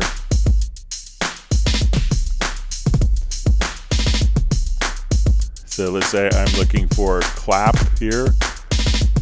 I could come over again, just like we have in Media Bay, and say, okay, I want to come over, and so we can say, okay, let's just find like projects here, and say, okay, we'll come to Groove Agent. We'll see our audio.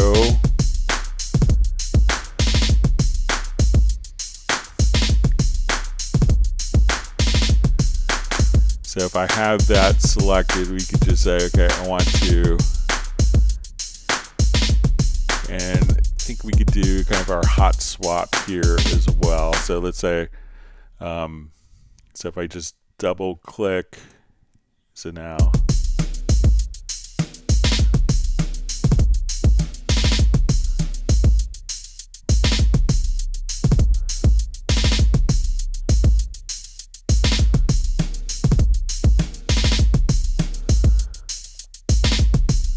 so you can come over here and just replace.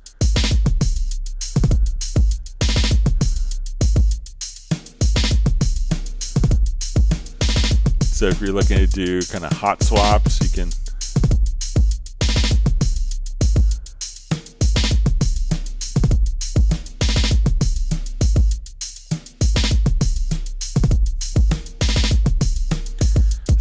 can just kind of navigate directly there and hot swap out on the selected drum.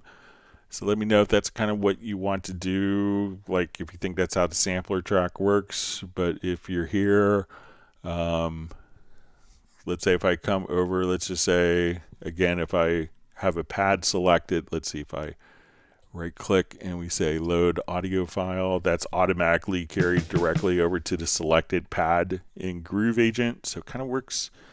Let me know if it's something different, that like how you expect it to work, but you can, kind of do, replace sounds and browse through sounds like the Media Bay just by going into the browser tab directly there. So let me know if that makes sense for you.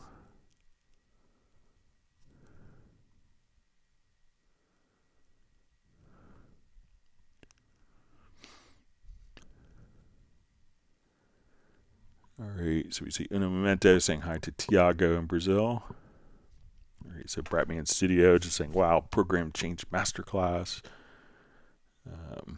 Jazz Dude, just a great quote, never underestimate what Cubase can do for you. All right, so we see from Priyan Shrajput Music, how can I play loops in Groove Agent without holding pads along with mute groups with tempo sync? Okay, so let's come over here. I'll just we have an empty Groove Agent instance here. So let's say I have like a drum loop here in Groove Agent. So I'm going to drag this on. So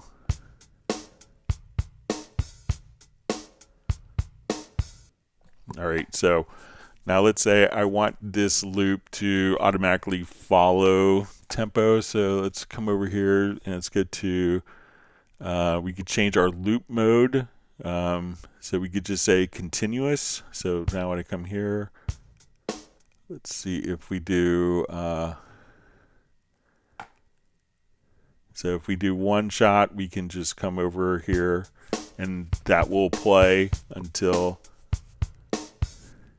and let's see if we put this in loop mode, we'll just say continuous. So when I trigger this, let's see if we could,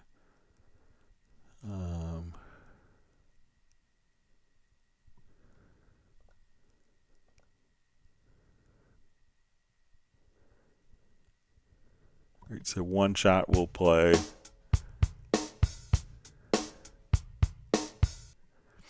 All right, now we could also just come over here and let's say we want to go to warp. So if we come over here, we can say, okay, let's put it into musical warp so we could have this sync to the tempo. So once we do this, but and what might even be an easier way to do this. So let's say, I'll just start from scratch here. All right, so let's say if I have this particular loop, I'm going to take this loop and we're going to drop it to a pad, and let's just do slices. Okay, so we're going to create our slices, and what this does is it will slice every element here of our loop, and it's also created a player pad so that once I come here,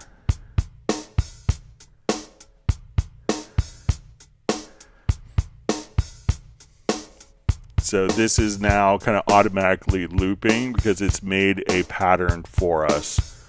So, and if I change my tempo here, so say, okay, I want it to be 92 beats a minute. But this way, this is automatically looping for us. And what it's done is it's basically created a pattern based on the rhythmic value of the loop. And it's copied that into the player. So once I put this on play, that pattern will play continuously without me having to do anything. So as I would hit play, whatever tempo I have will, and again, if I change my tempo here, if I go to my tempo track, I could just say, let's come right over here, and I want tempo changes. I want for it to slow down. And we'll make it a more extreme slowdown. So as we edit the tempo, this is automatically playing that pattern of the loop for you, but it's kind of sliced it up into samples.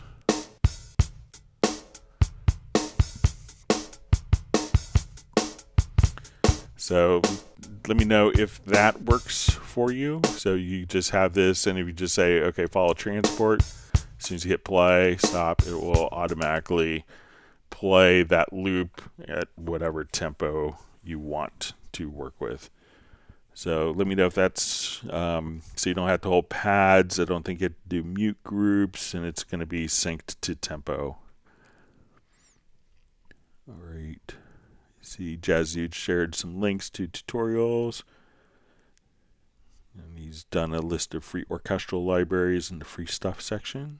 Thanks for sharing that.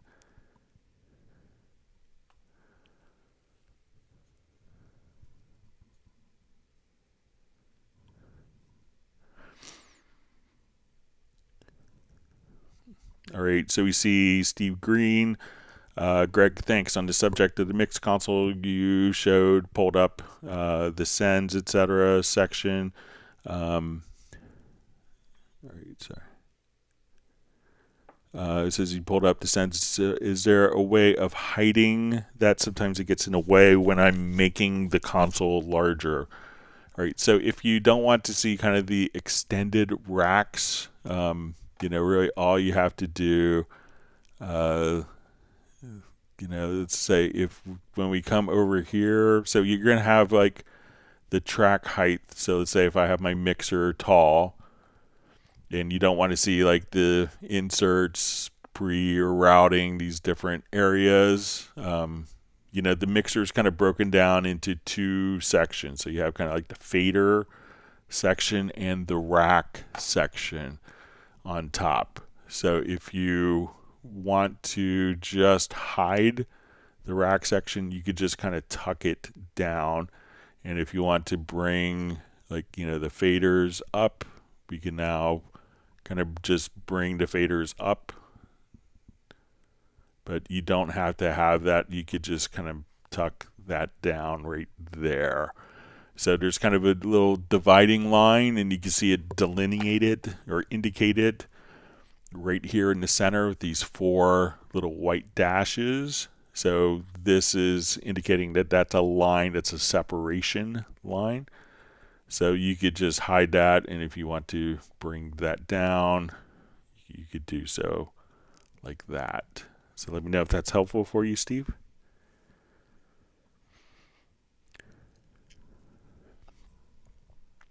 All right. So we see Tia Kelabamori just asked, can you use program change to trigger effects? So a lot of times, like hardware effects units, why they have a USB port or a MIDI port on them is because they will respond to program changes. So each of the presets may be a program change. So if you have like a hardware effects unit, that's usually where this question is kind of coming from. We could say, okay, I want to add a MIDI track. My hardware effects unit is connected. So generally it's going to be a MIDI track, not an instrument track. Since we're sending MIDI out to a real world device, we say, okay, this output is going, let's say it's connected to, my lexicon, my, guitar, my line 6 Helix. And if you see like the USB port for your line 6 Helix MIDI out, at that point you could say, okay, at this point in the song while we're playing, so we'll just give this, this is our line 6. And now when we come over here, we can say, okay, when we get to the chorus of the song, we could just see our program change. So we can say, okay, this is like the program change for the verse. This is the program change for the chorus. This is the program change for the verse. Let's say we go to the next song, and we could double click here and say, okay, this is the program change I use for my guitar processor or my effects unit.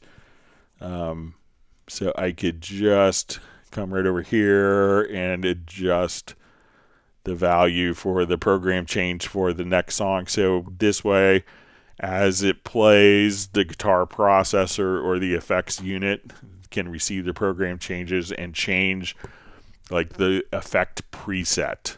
So there's a lot of guitar pedals, and I think late 80s, early 90s when guys would set up like huge pedal boards, and there's still guys doing it now.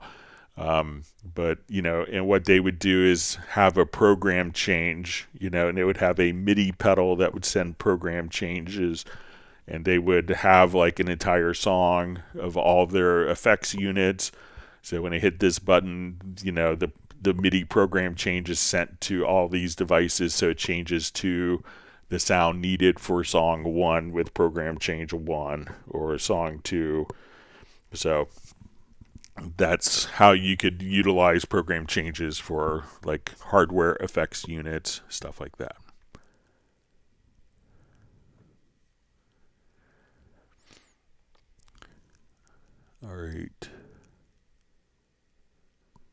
All right, so we see Michael Teams has been kind enough to grant my family and myself 1 gallon of Kahlua mocha ice cream.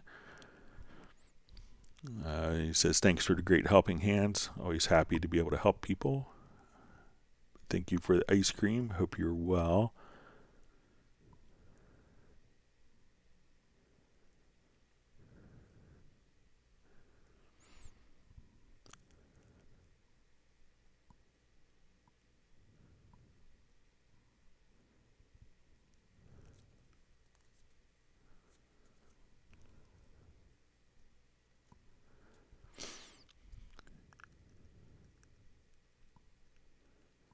All right, so we see, just going back to our groove agent, it says, I don't want to use the player. It creates problems with different loops.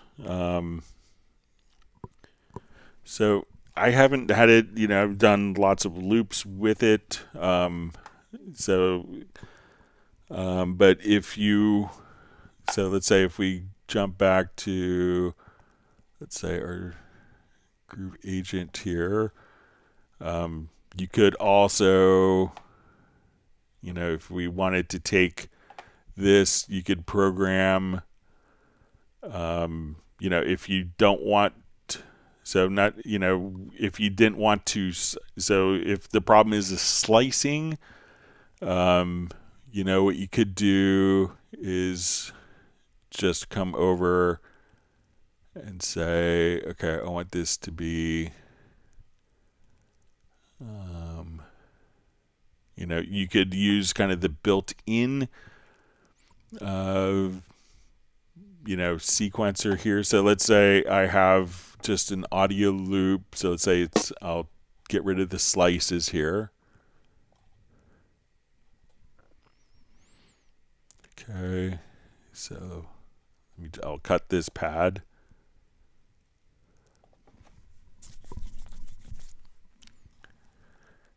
And we'll drag this over again to, let's say, to our kit.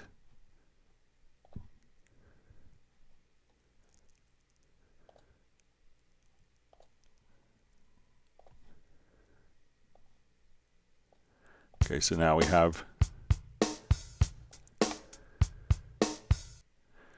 okay, so another way that we could do this is, let's say I go to the player. So if we don't want to, if we wanted this, I could say, okay, we're going to trigger this. We're going to take this audio file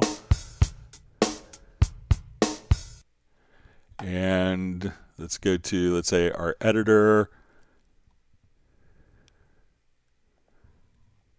So now when we come over, we could just do like kind of a one shot. So while the player is going on, so we're not slicing the loop. So if you wanted to, you could just have one particular pattern that would play, be triggered by the pattern editor here. But let me know if you could share why the player is causing problems on loops. I might be able to give another workaround with that. Or you could just take that loop into sampler track if you need to.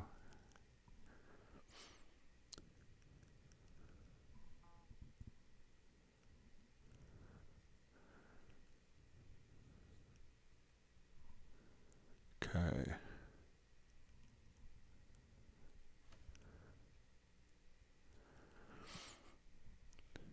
Okay, so we see from a question from Jackie Barr. Is there a way to separate out toms from a stereo tom mix, no bleed, and clean? Because it was electronic drums, I just need them separated into 3 toms.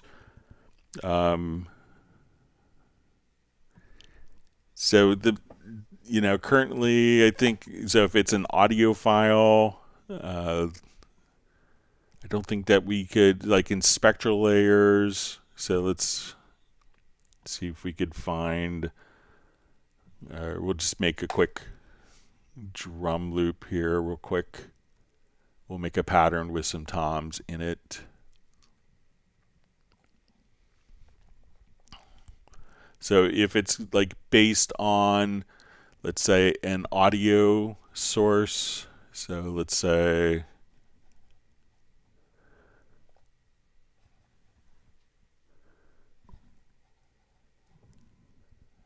guitar player. Let me just cut.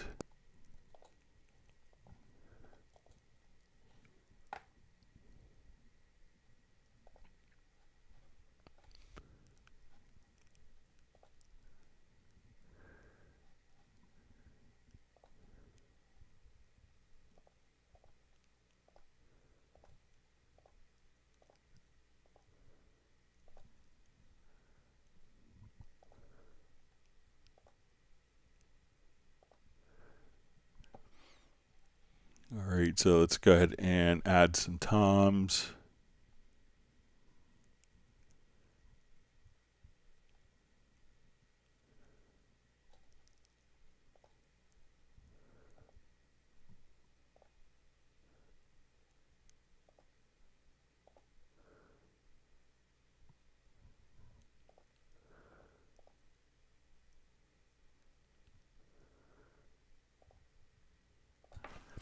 All right, so let's say if I play this particular pattern here.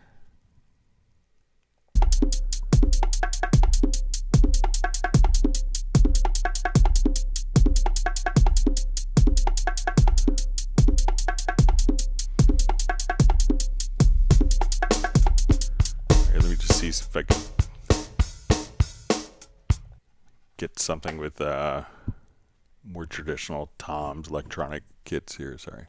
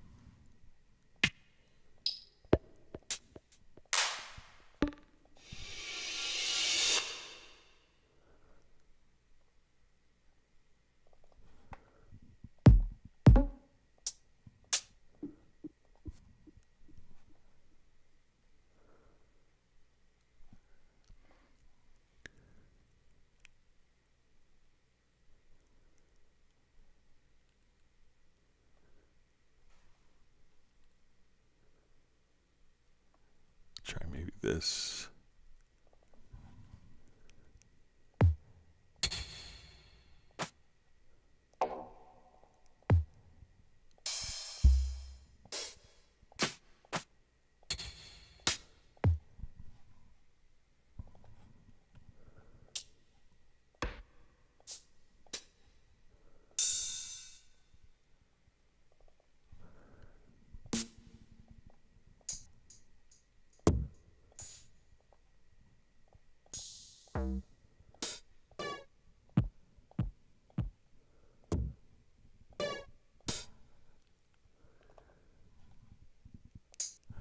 Let me just load up an acoustic kit I know has toms in it real quick, sorry.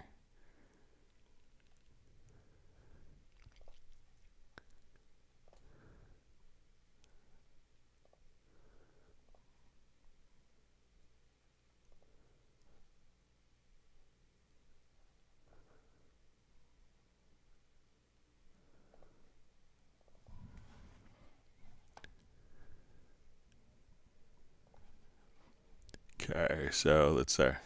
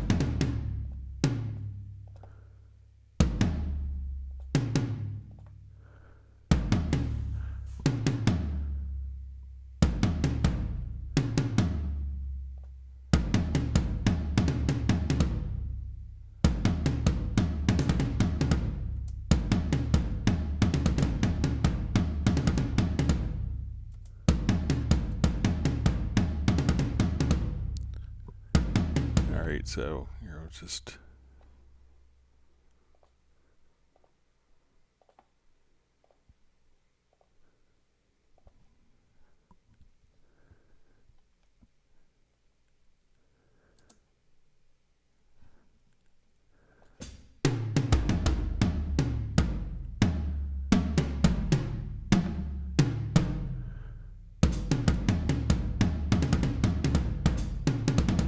Alright, so let's say I'll just put a quick kick and snare on here as well.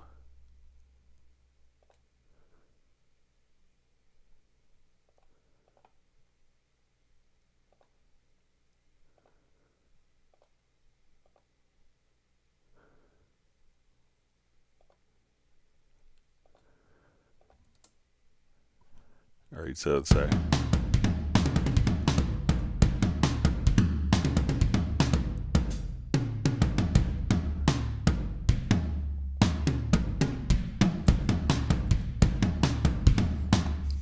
Alright, so sorry.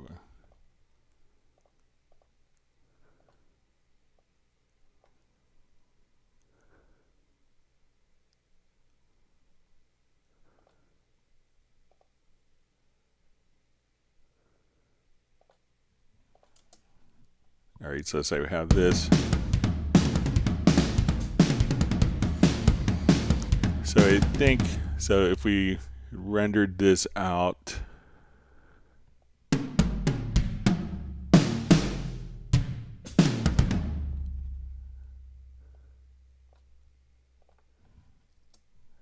so I think that we could do, like, you know, most time, let's say if we take this and we had it mixed with different components, different parts, we'll take a look what we could do with in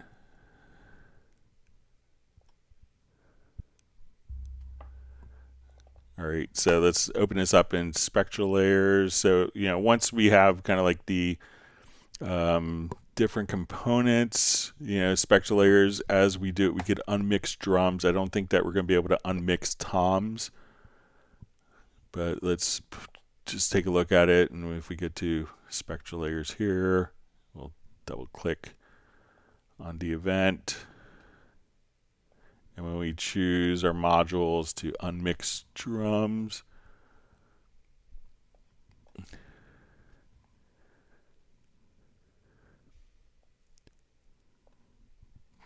right, so we could separate clap from the snare, crash from rides, and let's just come over here. But I don't think that it'll do, so we could do like kick and snare, but I don't think that individual toms will be able to be split up. So if it's audio, I don't think that there's a way to split up individual toms, but the toms itself would be in a group. But let me know if you are having a Groove Agent kit here, and let's say if, you know, while you played this, you go to the mixer, you know, if it's from Groove Agent here and we go to the mix console, you know, we could take our toms, so like where we see our toms here, and then we could select our tom group and separate the toms so that each of these toms is going out to a separate output. But if it's for like an audio file, you know, so once this is being done in Groove Agent, you know, we can see these are basically groups. We have our kick group, our snares. We have our tom group. So we see our groups. We can see just toms broken out here into one stereo. But if we click here on toms, then each of the toms can be mapped to its own mixer channel.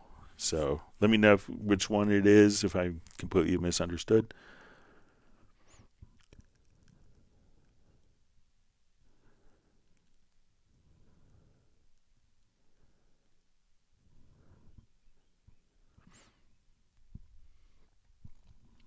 All right.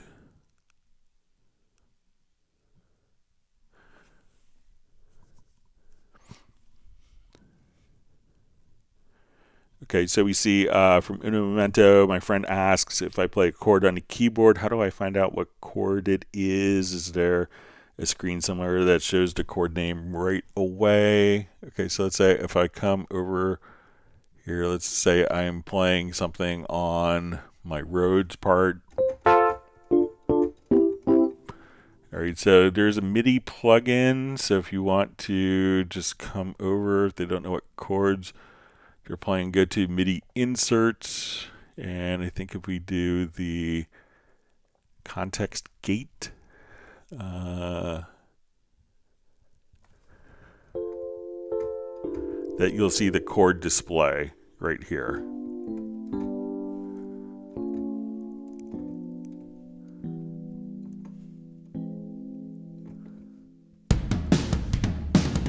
So you could just see the chord display in real time. So they just open up the context gate, and then as they just kind of play, like the Rhodes part here,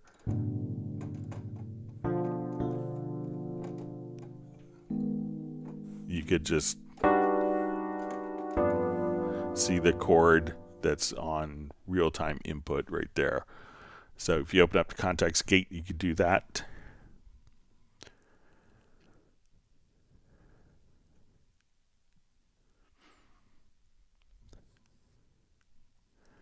Okay.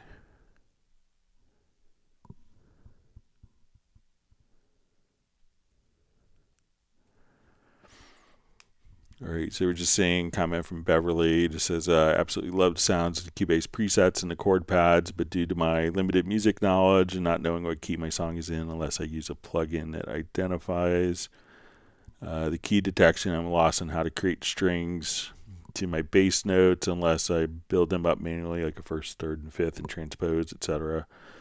So a lot of times, when you come over, so let's say if we have a song, so let's say if I take a song here and we tell this song to, we'll go to our chord track. All right, so I can go to my project menu here to chord track, and let's create chord events. All right, so now when we go up to our chord events, we'll probably see a scale. So we can say, okay, this is in B major. So we see that we want this to, so let's say, okay, we're going to be maybe in B major for this chord. So if you go to the chord pads, what you could do is set your tonic, your root key here to B, and then you'll have scales. So we come over here and we say, okay, we want scale, a major scale, and this is the Ionian mode. So we'll say, okay, now we come over here, and now we know that this particular song, we'll say, okay, here's our key. So we set our scale, and we know that these particular keys will match the scale that's derived from the song. So if it's going to be a minor, you'd go to scales, and then you'll see natural minor Aeolian or scale major Ionian. So those are going to be the two main ones. You could get into modes, but these are going to be like the two main ones. So look for the major and the natural minor and match the root key note, and then all those chords will match the song. So let me know if that's helpful for you.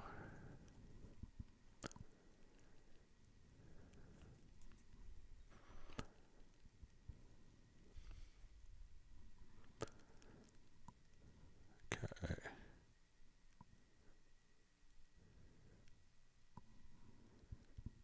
All right, so we see Da Vinci Girl on from Bochum, Germany. Thanks for joining us.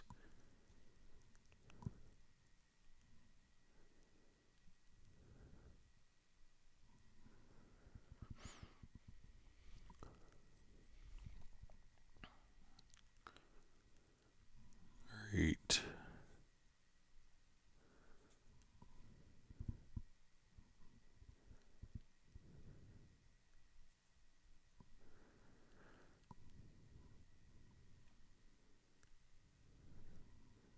Going through different comments.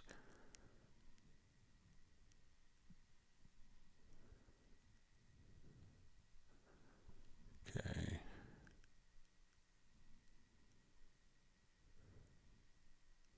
All right, we see that Daniela has received 1 gallon of cherry vanilla ice cream.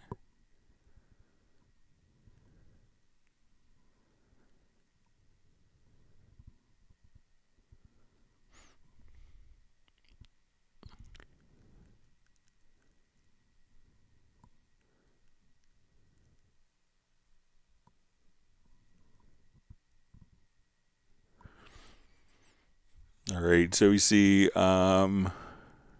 just from Jazzy, it says maybe Greg shows how to do a chord track composition, then extract different voices and explode them to different tracks. Okay, so let's say we'll start a brand new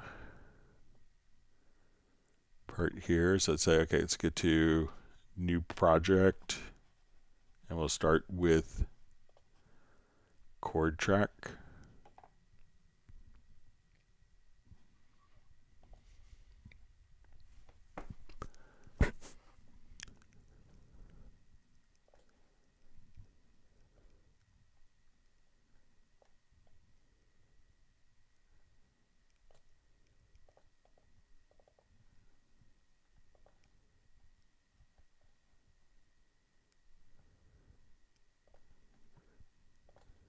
Okay, so I'll just come over.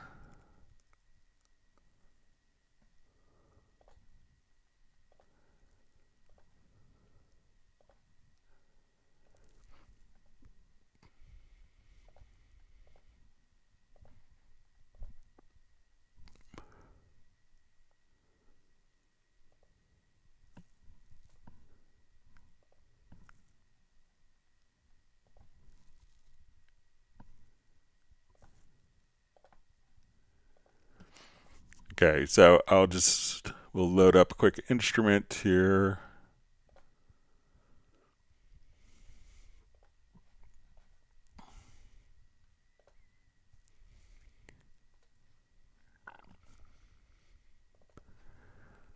Okay, so now when we play back our chords, we'll just get an idea of our progression. So let's say,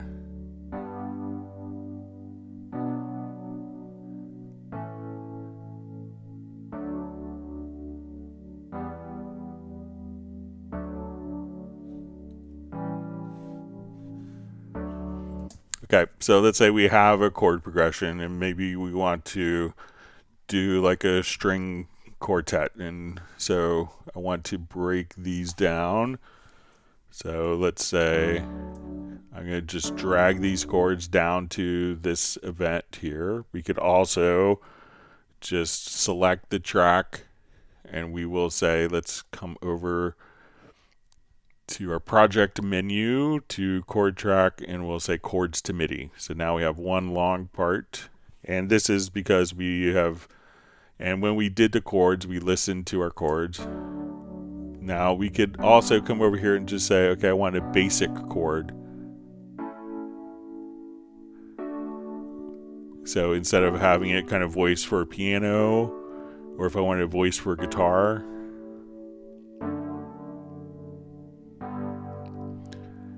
for piano, and let's just do basic chords to start with.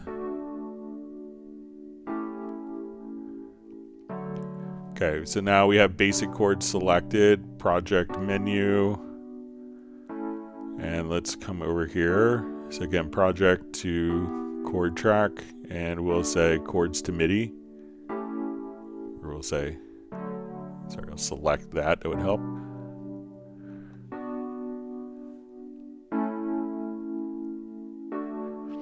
All right, so if we want to split these, what we could do, and we could actually just look at this in the score editor, so if you want to see kind of what it's looking like. And if we come over here, we could say, let's just get to our score menu. We go to functions, and there's an explode. So we can say, okay, I want to put these to new tracks. We could preserve the original track if we wanted to. We could say, let's do number of new tracks. We'll say bass to lowest voice. Then we'll hit OK. And now we go out to our project window. I could say, okay, let's make this violin 1, violin 2, and we'll just make this cello. Or we'll make it violin 1, viola, cello.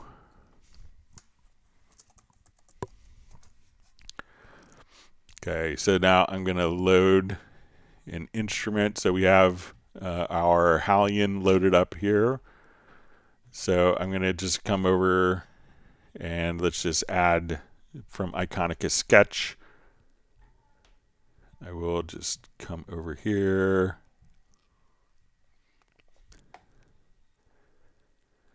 So we'll say our violin 1.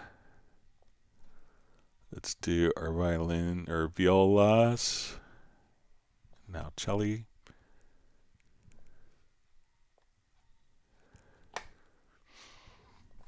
Okay, so we want all of these to, so they're all going out to HALion. We're going to check our MIDI channel. So we'll just say, okay, this is going to violin 1, viola, cello. So now if we play this, and let's make sure we have.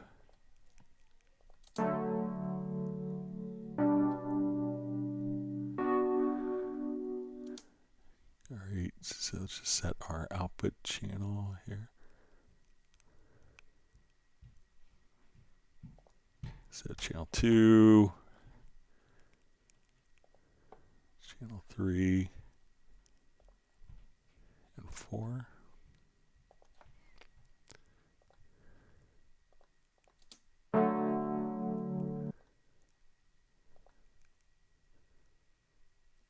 Let's put this on different instruments. Sorry. All right, so I'll just do it this way. So I created new instances of Iconica. So let's say violin 1.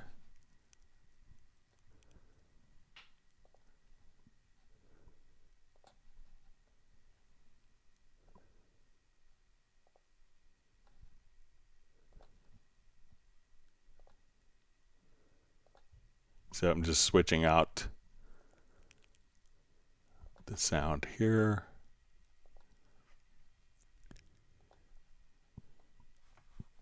Did I just close the project? I think I may have.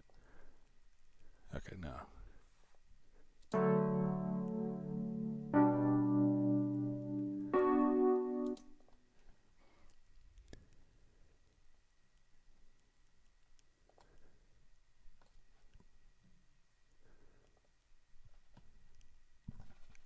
Sorry, just so once we split it, now what we want to do is just to assign the sound.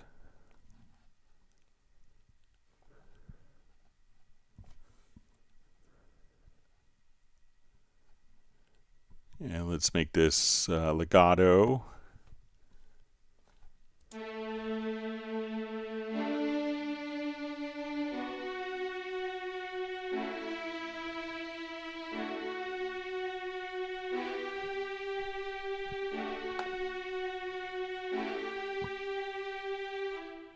Alright, so, and we're going to go just assign the other patches to it. So let's say, okay, we want this to be our Iconica Sketch viola.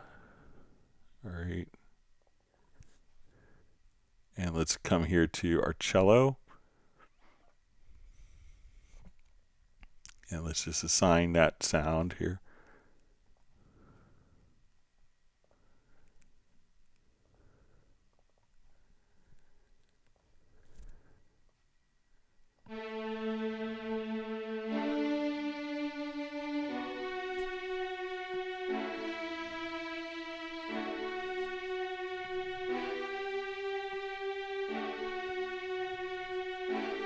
And let's put these all on legato patches.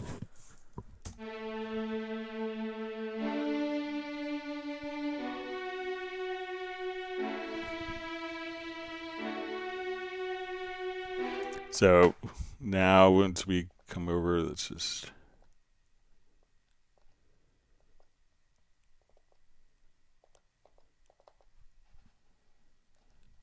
put in.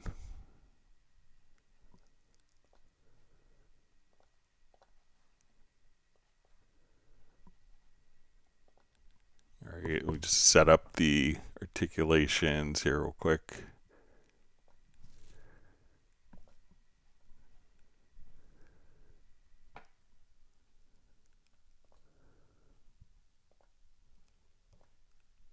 All right, so we'll make these all legato. Sorry.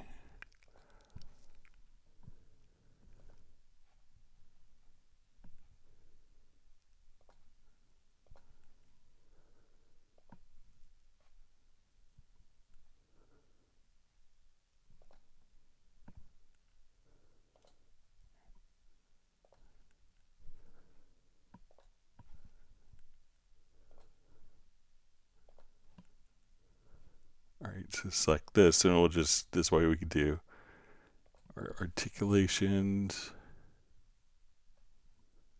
Let's make sure these are going out to the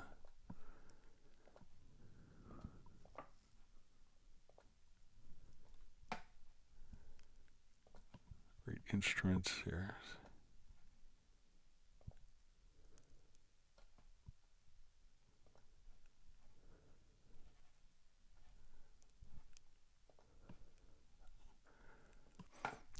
All right, so this way I just want to make sure I have the right patch coming up for them.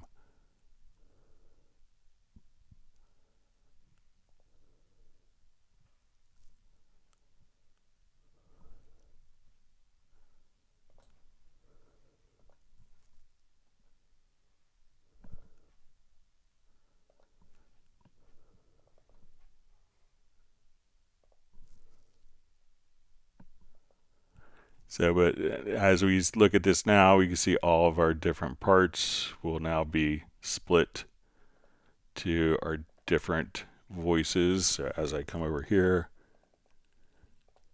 so once you have that all set up, we can just split those particular voices, and then you could orchestrate. Sorry, it took me a little while to get there. All right. Jump back into our next question.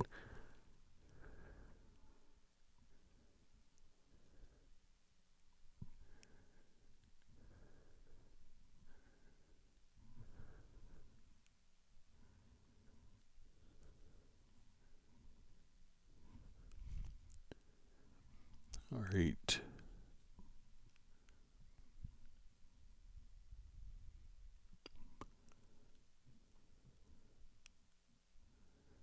All right, so we see Beverly just says, thanks, Greg, about the scales. All right, we see Gerald HALion. All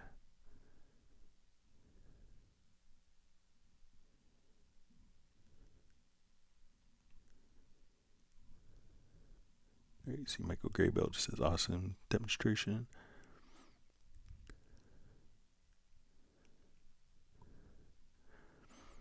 All right, so just see from Ivan Matkowski, he says, can you help solve this problem?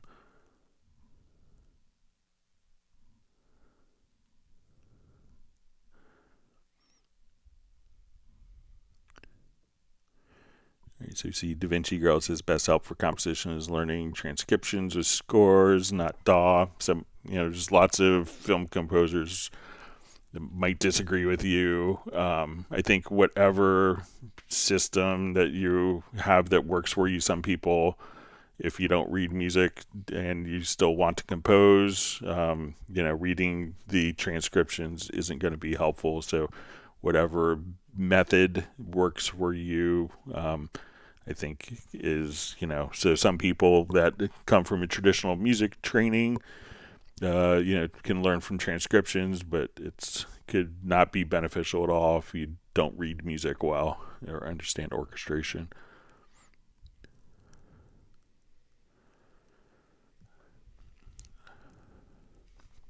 All right, so we have Ivan Metkowski asks, Greg, greetings. Here's a question. In Key Editor, I want to re-record MIDI CC information. It's doing fine, but if I stop the fader for 1 millisecond, MIDI CC starts to drop down to the previous CC. Okay, so let's say if I want to take this CC value here. So let's say we have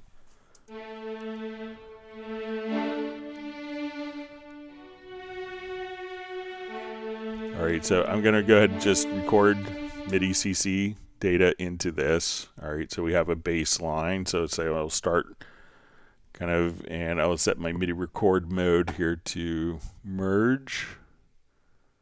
Okay, so I'll kind of bring it down, bring it up, and we'll leave it at that value, starting to measure 5.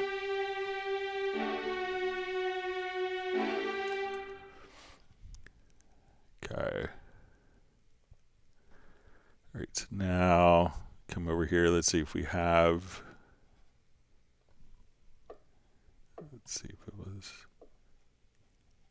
we'll just check, see if my controller is working as expected. All right.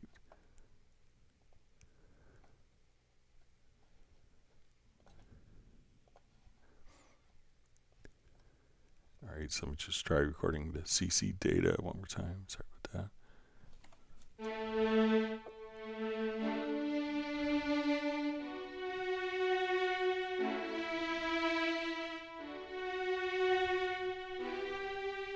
And if I put it into record.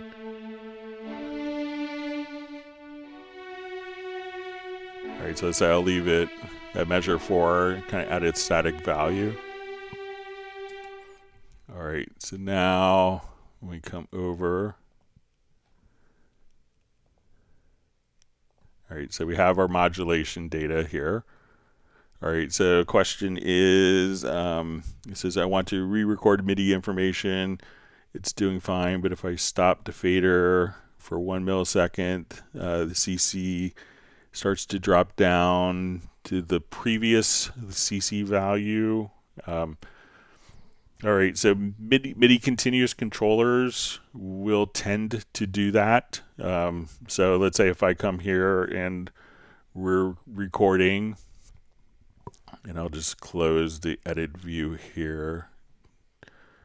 All right, because it will automatically go back to the pre-existing data. That's what the continuous part of the continuous controller is. So let's say we're recording. So I go up, then as soon as I stop, it should revert to the existing. All right, let me just, so I think it would revert to the existing, so let's say.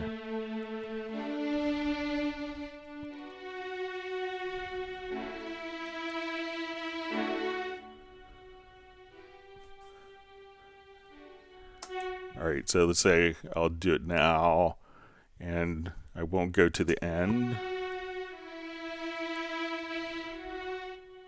So I go up.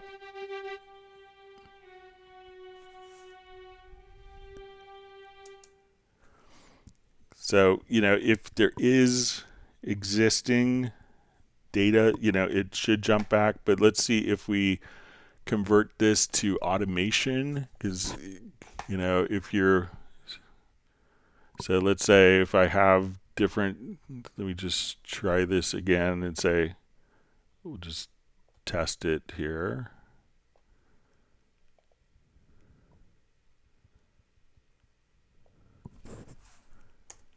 Okay, so let's say we automate. We'll see if it jumps back down.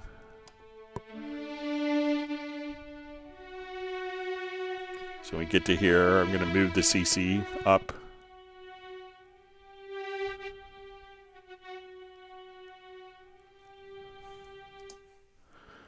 So, because there is existing data, the data will jump back down. But let's try this as taking the CC data as automation. So I'm going to come over here because I think we might be able to treat this differently. So if you wanted to leave it there and then have that value, but if there's values that follow afterwards, it will revert to those particular values. So let me just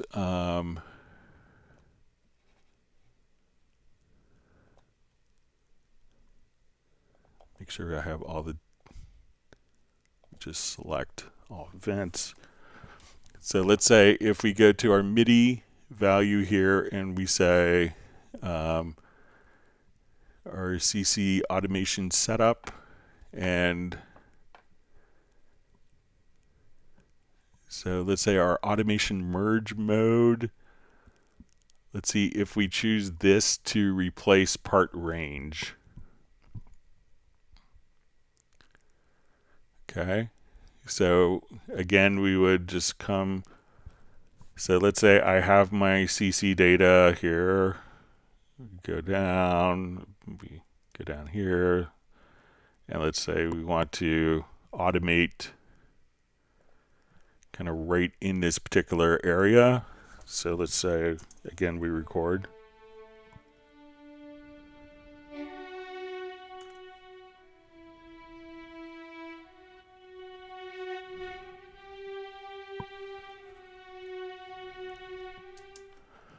So I believe that that kept it at the same value. So try again going to the CC automation value, and for the MIDI part, just to replace the part range, or if you want to replace with the last value continues.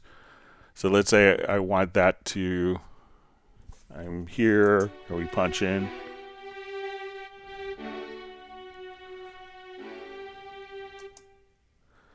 So try those two values, because, but if we're doing it as automation, we could come over here and say, okay, instead of going to a MIDI part, we could say, let's go to an automation track.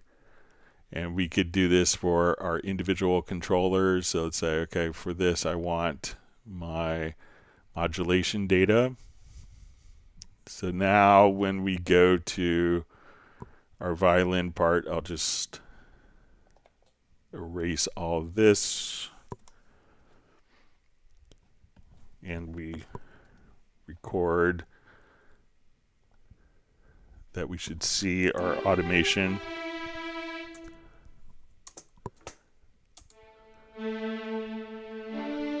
So say I automate this track.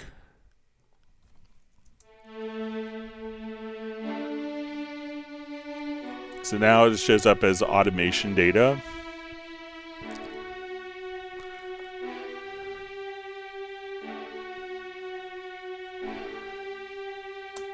And now when I come over here, we could say, okay, if we have like an automation node there at the end, we could say, depending on your automation mode, we could just put this into touch.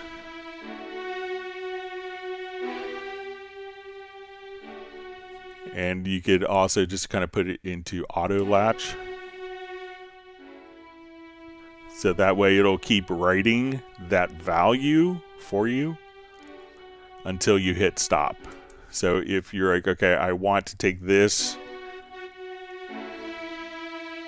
it'll keep, so I let go of the automation wheel, that value is continuously writing until you hit stop. So, you know, perhaps if you wanted to work that way, go to your CC automation setup and you could take that particular and deal with it as an automation track. And then you have different automation modes for touch and auto latch and crossover, so that that value can be maintained all the way through until you hit stop. So let me know if that's helpful or if I'm completely misunderstanding.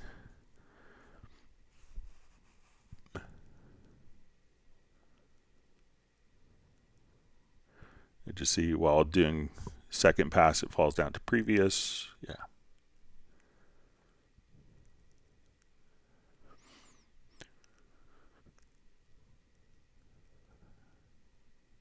Or you see Jazz Dude sharing Alice's playlist. Always great to watch. Okay, so we had another question from the last live stream. It says how to get the scale, depth, and height to function in the VST multi-panner.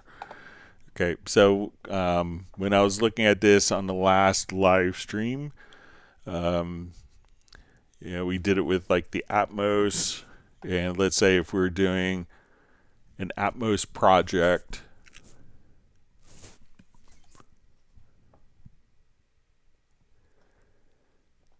so let's say I'll just start this, and when we go to our Atmos project here, we'll say, okay, let's get to our ADM authoring, and we'll set this up for a quick Atmos mix. And once we do this, we go to our channel,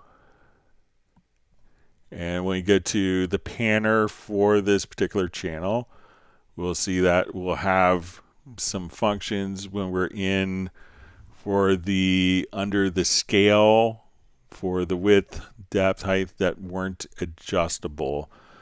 So I think what we have to do to get those to work, those might be, I believe, only functional with ambisonics. So if we were to kind of revert this project,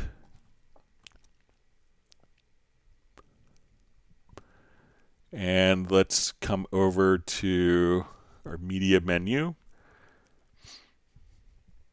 and we will say, okay, let's come here to our audio connection. So I'm just going to add an output bus, and let's say we're going to go to ambisonics. I'm going to do third order ambisonics. So it gives you like 15 channels. So now when I go to route this to my third order ambisonics output, and we go to the panner, that now your scale can be adjusted, but we may have to set our ambisonics input as well. Let me just check.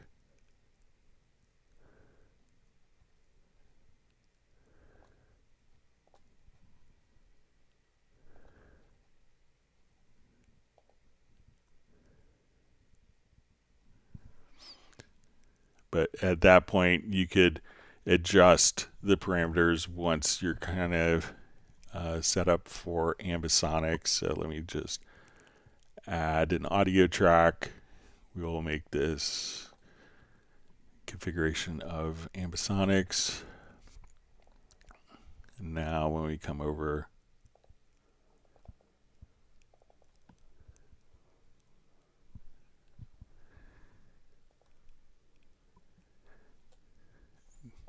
and then you could adjust the parameters there. All right, let me jump back to, so I don't think it's necessarily for Atmos, but probably more ambisonics. Okay, let me jump back to your live questions. Thanks for all the great questions.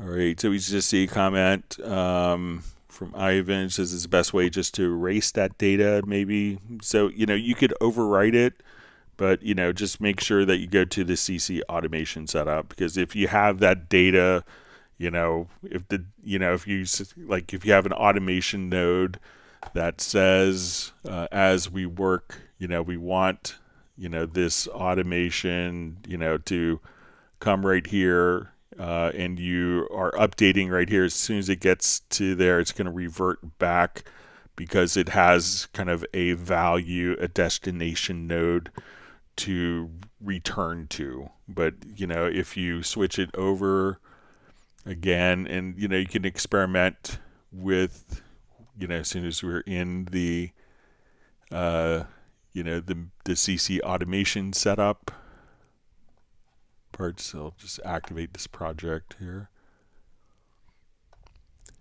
So as soon as we're in our CC automation setup, you could just come over here to the MIDI part, and you could, replace that part range, or just do the last value continues as well. So I think a lot of people utilize kind of the automation tracks, so that way it's pretty consistent. All right, Gerald Ely just says CC's in the automation track. That's a useful tip. All right, Ivan just says, thanks, Greg. Your streams are gold of knowledge. Hope they're helpful. All right.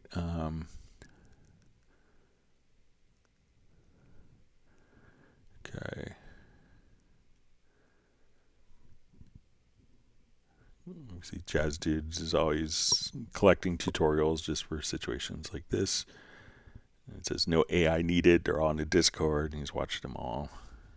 Yeah, if you haven't subscribed to the Discord, make sure you do that.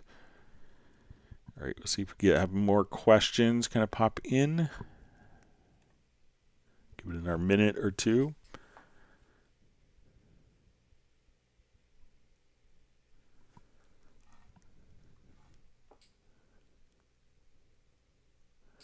All right, so I had another question was mailed in, and I wrote the person, but I'll do it for the benefit of people on the live stream, of how to isolate the reverb by itself so the reverb can be equalized. So let's go take a look at that. So sometimes when we solo a reverb, it will also solo the tracks that are feeding the reverb. So let's say we're listening to.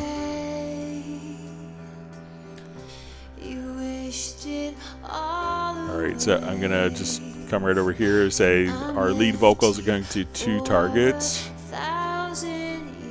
So we can say, okay, it's going to my, so we can say this is going to my.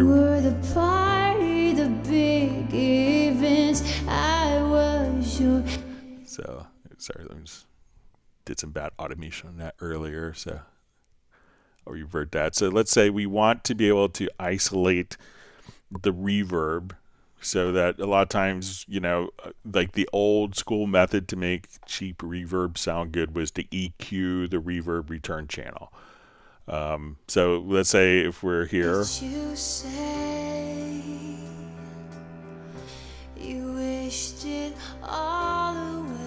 So let's say we'll go to our Revelation channel. So when we solo the Revelation, we hear the original source that's feeding the reverb with the reverb.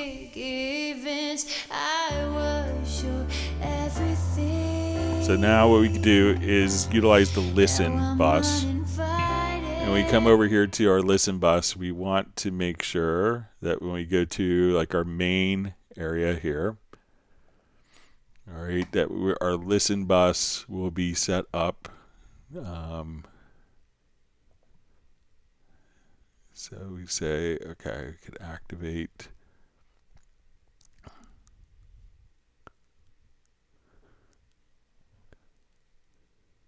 Just come over here. So we'll just come right over here and we'll activate our fader listen mode, and we could actually just kind of switch this. So I'm on the outside looking in. You put the close sign up on your heart. So we can have our listen dim here set.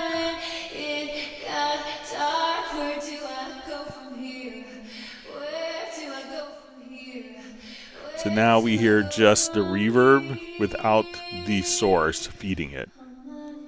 So if I solo the reverb, we hear the lead vocal going in with the reverb. But now if I wanted to isolate just the reverb, I'll adjust my listen dim.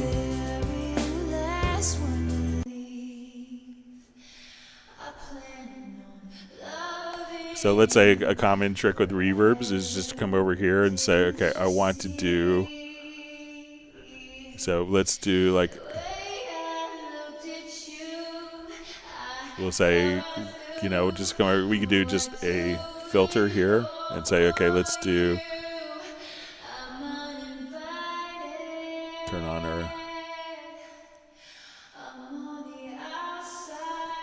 So I'm just taking away the low end on the reverb. And that could help clean up like the mud in the mix. So again, when I solo the reverb channel, I hear the original source. Now I could hear just the channels are feeding the reverb when I hit the listen bus. And of course this requires you to use the control room. So if you don't have the control room set up, you want to go to your audio connections and make sure that the control room is active. And what you want to do is to right click to add a monitor, and from that monitor you set the outputs. So here I have for my HS7s going into, and this is kind of with my monitoring path, and my outputs here are literally set to not connected. It seems counterintuitive at first, but if we have these set to be connected, then the sound is kind of doubly bust. It's kind of bust duplicative manner. So what we can do now is just kind of here for the stereo out, choose not connected, but we have a routing destination, but this is all being routed through the control room. And then the control room allows us to be able to use the listen bus. So if we're listening to tracks with the listen bus, and not only if we're doing like what we're doing with our effects, but we could kind of do dimming of other tracks. So as we come here, we could just solo, and then we have a listen dim amount. So if I hit,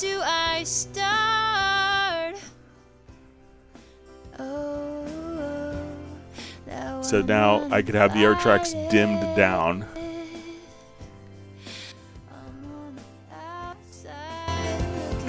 So instead of soloing a track where they're all muted, I could just click on the listen bus, and then we could just hear, and I could dim the other tracks in volume like that.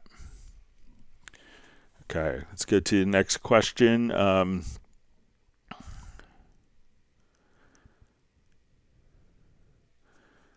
Okay, so we see from Soul Sound Official, it says, hi Greg, how to enable the panning when mono tracks in a folder group channel. So you have to make sure that the folder group itself is set to be stereo. So we'll come over, let's pop right over here. Let's say we have like some drum tracks that are in a folder with group channel.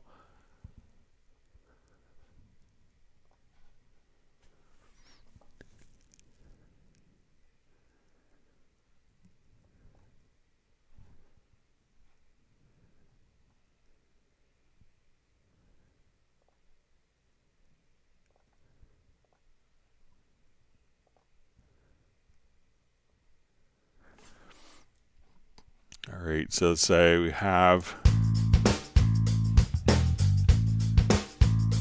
all right, so all of these are being, so when we create a, a group channel, so let's say I have, you want to make sure that when you do the group channel, so that the group channel is in stereo. So now that we have this in our group channel here, I could go to, let's say, my bass part. So this is being routed into my multi-drum group. So I could come over here.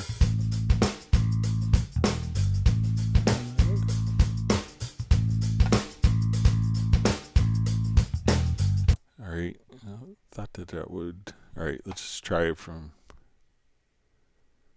scratch here. All right. Let me just try.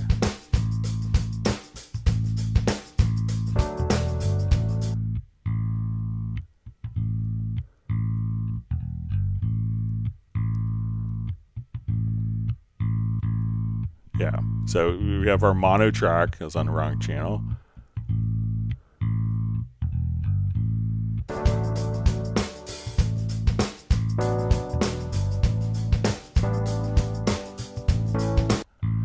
So this is being routed to our folder with group channel. So what happens, a lot of people, when I get this question, people often will add a mono group.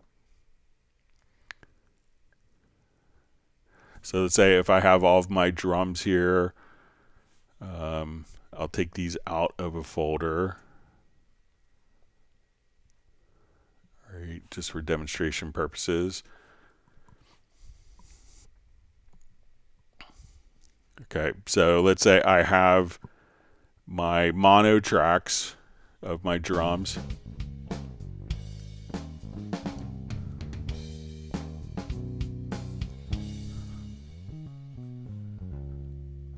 All right. So I'm going to take all of my drums. So if I select my drums here, and we say, okay, I add them to a group channel. And if my group channel is set up for mono, now when I come over here, we say the output's going to the stereo out, but my group itself is in mono. So now when I solo my snare, you don't hear any change because what it's being routed to is a mono source. So when you do this, make sure that, so if we have these going to, let's say I select all my drums here, and we move selected tracks to new folder with group channel.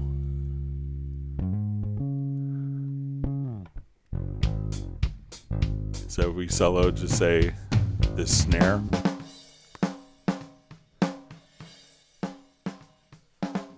So make sure like that, you know, it's going to a stereo source as well. All right, so question from Michael W. Spawn. Hi, Greg. Why do user templates not show up in the hub of Cubase 15 anymore? SDA Media Bay are the latest versions. So in the hub, you know, there's a couple of settings when you go to, so make sure one, there's kind of a dividing line between the, you know, between the templates and recent projects. Once you're here also, you could just say to make sure that you could have all templates, only user templates. If you click here on the right hand side, or factory templates. So make sure that it's not just set to factory templates here, and see if you could see when you open up the user templates right there.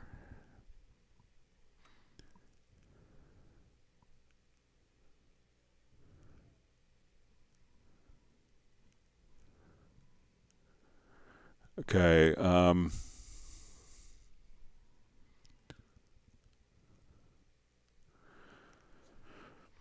All right, so we see from DJ Eric Fox, just bought a launch key Mark IV for Cubase, and it works great, but is there a way to change the sensitivity of the knobs in Cubase? They are very slow, not corresponding with actual knobs, VST. So generally, you know, Cubase doesn't speed up or slow down incoming MIDI data. So it's probably, you know, and just to get an idea, like when you go to a MIDI controller, if you think that it's not quite as responsive, you know, there could be like a fine tune, you know, there could be different levels of sensitivity within the faders. You know, one thing to do is, you know, just to go to a MIDI track, come over here and go to the MIDI monitor, so you can see exactly what Cubase is seeing and what it's adjusting to directly here. So if your knob is set to transmit kind of a coarser value, not as fine control, you know, Cubase is just reading what is being transmitted to it from the MIDI controller. So the sensitivity wouldn't be a Cubase function, it would be a function in the Novation controller.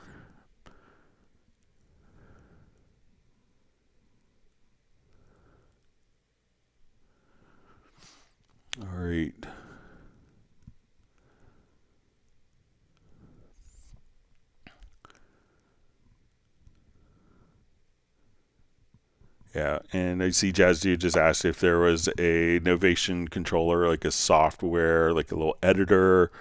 So it's probably kind of, if it's not a software editor, it's probably buried in, like, look for, if you look through any documentation for, like, fine control is often the term that's going to be used for that.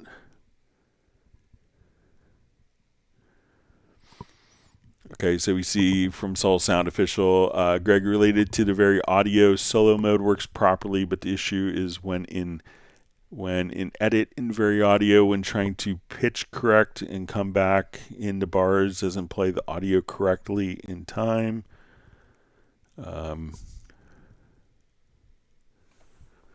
Okay. All right, so I'll just go back to different project here.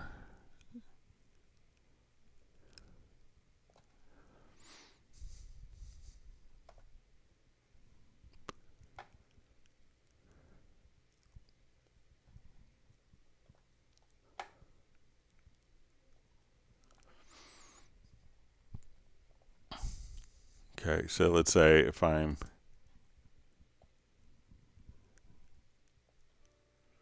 Do you recall the day we first met? That was a long, long time ago. all right, so let's say if we come It over was here. 7th grade in the school parking lot, waiting on our yellow coach to ferry us home. You looked my way and your heart shone through. It caught All my right, so let's say breath while you called. You looked my way and your heart shone through. So let's say I'll move this segment.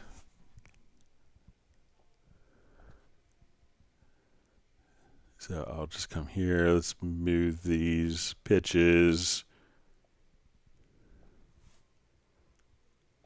Through. It caught my breath on me too. All right, so we'll just rewind.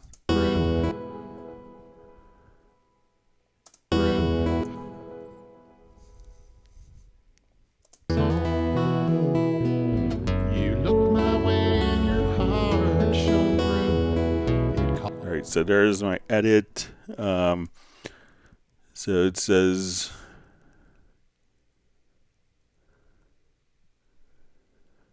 okay, it says related to VariAudio solo mode works properly. Issues when in edit in VariAudio when trying to pitch correct and come back in the bars, it doesn't play the audio correctly in time. So so here I'm like pitch correcting. So let's say if I just come over here, we do kind of a global, so, pitch corrected. I'm changing the pitch here, but it still seems like everything is.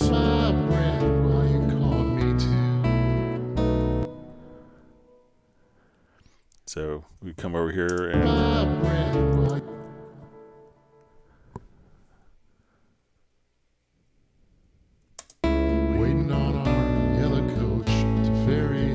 So this note I changed here.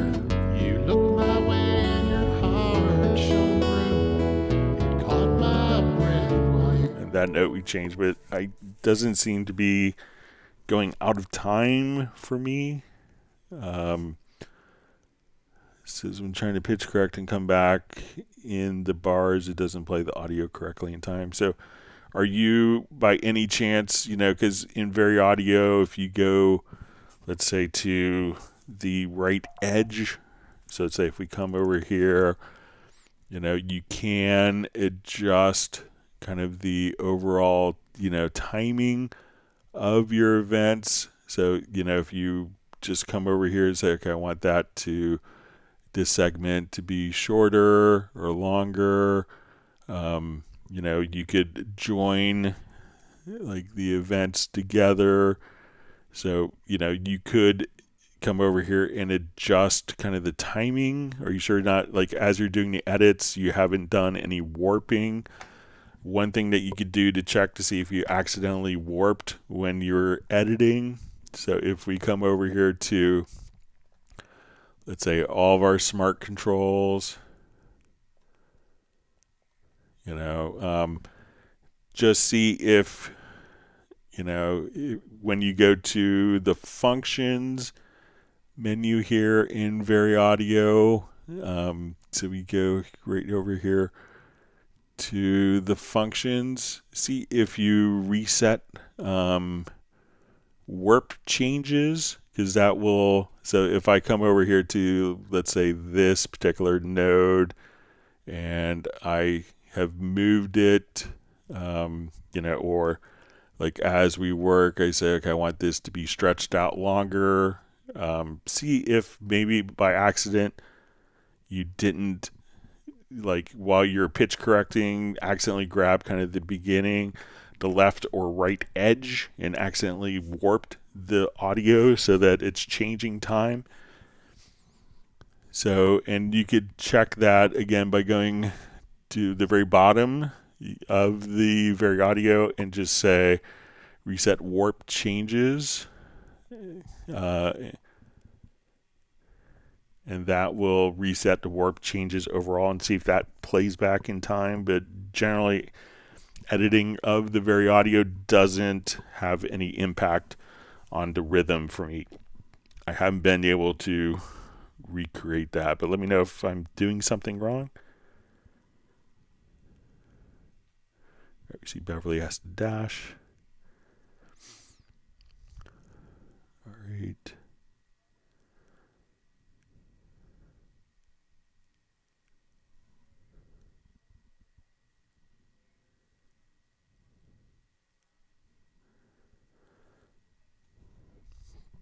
All right, so we have another question from Soul Sound Official. In VariAudio and editing in full screen and trying to play back with the spacebar, I'm not selecting a note because that started from there. Just when selecting a bar and press play, it doesn't. All right, so let's say if I'm in full screen VariAudio here. All right, and this could be, all right, so let's say if we're here. That was a long, long time ago. Now it could be also, what you're describing might be tied into like your start mode. So like here, if I say, okay, we're going to start from the selection start. So if I have this segment selected, if I select this segment, it'll play from there. So depending on your start mode setting, so let's say if I do start from the project cursor position, so now I can kind of move my cursor. That was a long, long time ago. So it was 7th grade in the school parking. So when I end, this could also tie into, says I'm not selecting a note because then it starts from there. It's just when selecting a bar and press play, it doesn't. So, maybe check the start mode. And if you don't, maybe you want it to be in set the project cursor position, and that way you could use like Alt or Option plus Shift. It was 7th grade and jump anywhere you want in the project. You looked my way and your heart shone through. Regardless of where what is selected. So check again under transport your start mode.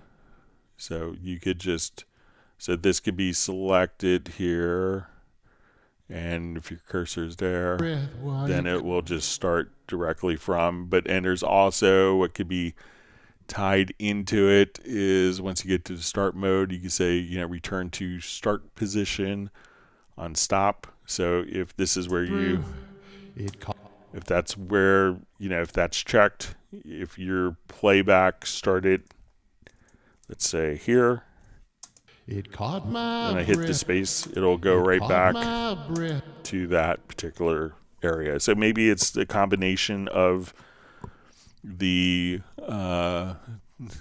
the start mode and return to start position on stop settings that are kind of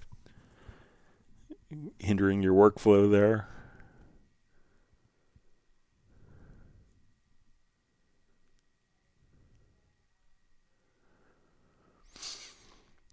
So we see about the visuals of the waveform in VariAudio. I'm pressing play. Sometimes it reads audio from a different start actually all the time. I'm used to it. I'm not selecting the note 2. Yeah, so check to make sure that it's not, tied in with this.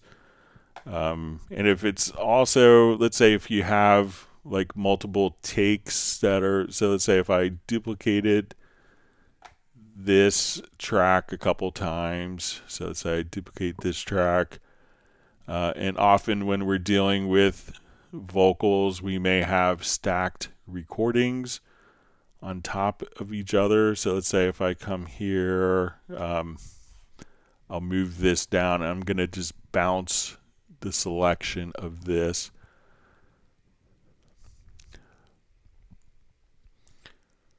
All right, so we have VariAudio on this, no VariAudio on this. We haven't done the analysis of it, but if we have multiple parts that are stacked on top of each other, it could be that, maybe when you're doing VariAudio that, it's dealing, you're dealing with multiple layers of events. So check just to make sure that, you don't have a lot of layers of events. So generally what I do, if I've done like all sorts of vocal edits, taking breaths out, adjusting gain. So what I would tend to do is to, at this point, take that file, I would create a duplicate track version, and then I would, at this point, say, okay, I'm going to do a bounce selection here. So now this is one audio file. This could be maybe a composite of, 3 or 5 different recordings, multiple recordings with all of their edits.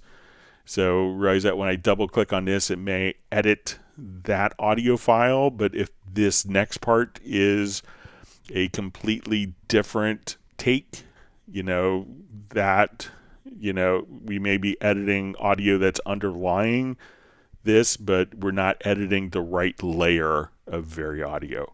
So once you have kind of like your comp put together, consider making, again, the duplicate track version. And then at that point, you have one contiguous audio file so that you're not dealing with tuning multiple layers simultaneously. All right, great to see Randy Lee music on.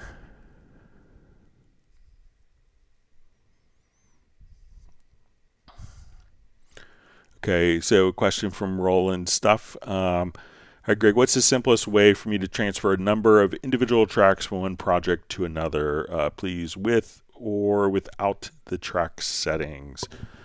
Okay, so if we just want to copy over media, so let's say, okay, I have all of these audio files. I could just take those audio files, and if you wanted to, you could just drag directly over to another project. So we could have a number of audio files that we just dragged to another project. So that's one method. And that's why we could have multiple projects open, but one active project at a time. Another method could be, so if you have like kind of like stems or contiguous long audio files, that's an easy way to do it. Another method may be to just come over here and go to your file, and we'll go to import tracks from project. So we could select a different project here. So let's say, okay, I want to select, let's come over.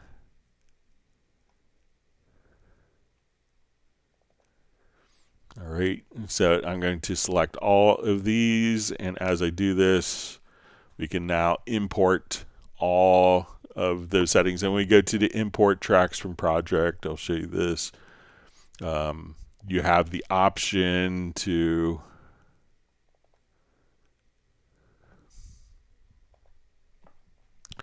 so we could select all of the tracks, we could import the events, we could import automation, we could import the channel and inspector settings if you wanted to. You could also import a specific range, and then so you could try the import from file menu to import tracks from project. That's a pretty fail-safe way.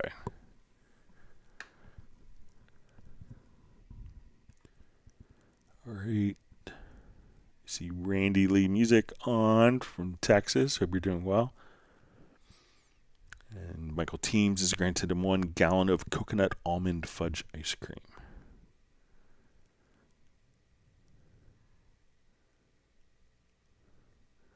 All right, we'll see if we have more questions kind of pop in.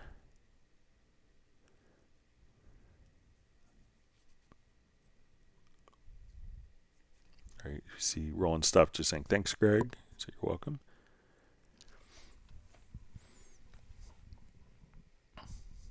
All right, let's just see if there's more questions that come in. Hope that everyone's having a good start to the summer season. I know it's not technically summer yet. I think we have 5 more days at the end of the week. All right, so we see Soul Sound Official says last question, so you could ask as many as you want.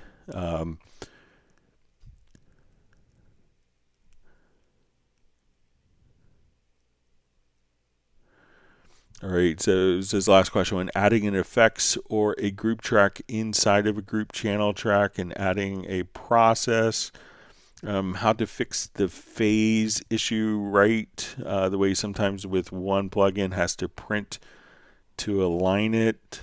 Okay, so let me just revert this, see if we can recreate it.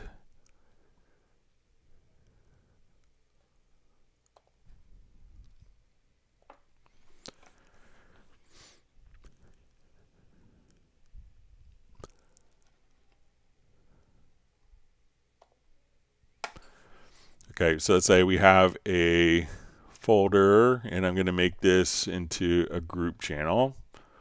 Okay, so now we have a folder with group channel for our drums here. Okay, it says in adding. Okay, so it's a.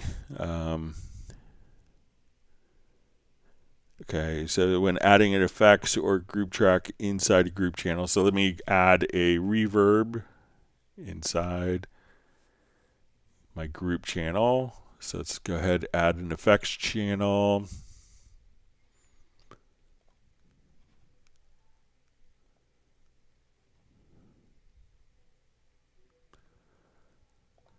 Okay. Okay, and adding a process, how to fix the phase issues right, the way sometimes with one plugin has to print and align it. You know, so if we are doing all of our processing here, you know, regardless of how many groups that we are in, so let's say I go to my sends. All right, I want to take, let's say, these tracks. And we'll enable quick link, holding down Alt or Option plus Shift. Let's come over here to the Revelation. So now, all right, so it says how to fix the phase issue right, the way sometimes with one plugin has to print and align it. So as we're doing this, you know, all of the processing for the real-time playback is automatically delay compensated. So even if I put it, you know, nested folders, nested groups, going to groups within groups, they're all going to be delay compensated. Sometimes some plugins may introduce like a randomness that could be visible when it's printed. Like if you're emulating, like, doing physical modeling of an analog circuit, and, there's non-linearities in analog circuits that when modeled correctly can do that. So if, you have issues on print back with phase, what you can do is, let's say, okay, I want to take, these two tracks here, my two kick tracks, and, what we could do is we could, often what you do is just come right over here and see if the phase is kind of aligned, and we could just say, okay, I want to invert the phase. So we can see here that, the engineer did a great job. So Fred Corey did a great job keeping his phase aligned. And you could also just come, if you need to adjust kind of like the start position of this to adjust the phase manually, you could do that. But generally adding the effects, or adding the effects within a group, even within a nested group, isn't going to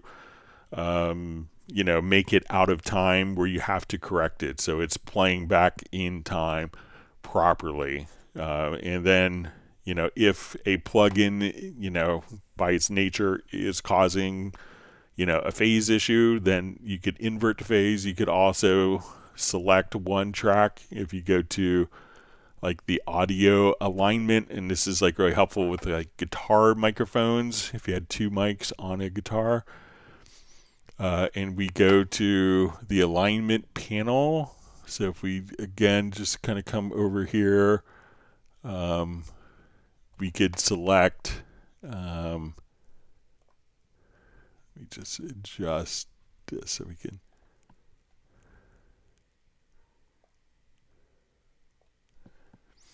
all right, so you could open up the alignment panel and say, this is my source track, and this is my destination track, and then you could align the audio as well if needed.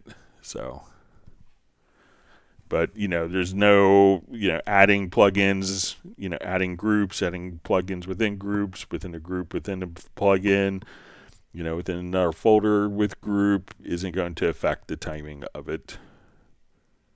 All right, we see Peter joining from Montreal. Great to see you on. All right. All right, we'll see if there's more questions come in. If not, we'll wrap up a little early. And for those people who are new to the live stream, we do this on Tuesdays and Fridays starting at 1 p.m. U.S. Eastern Time.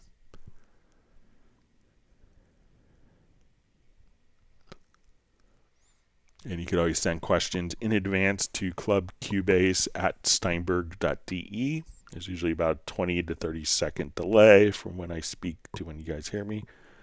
So I'll wait just a little bit, see if we have more questions come in.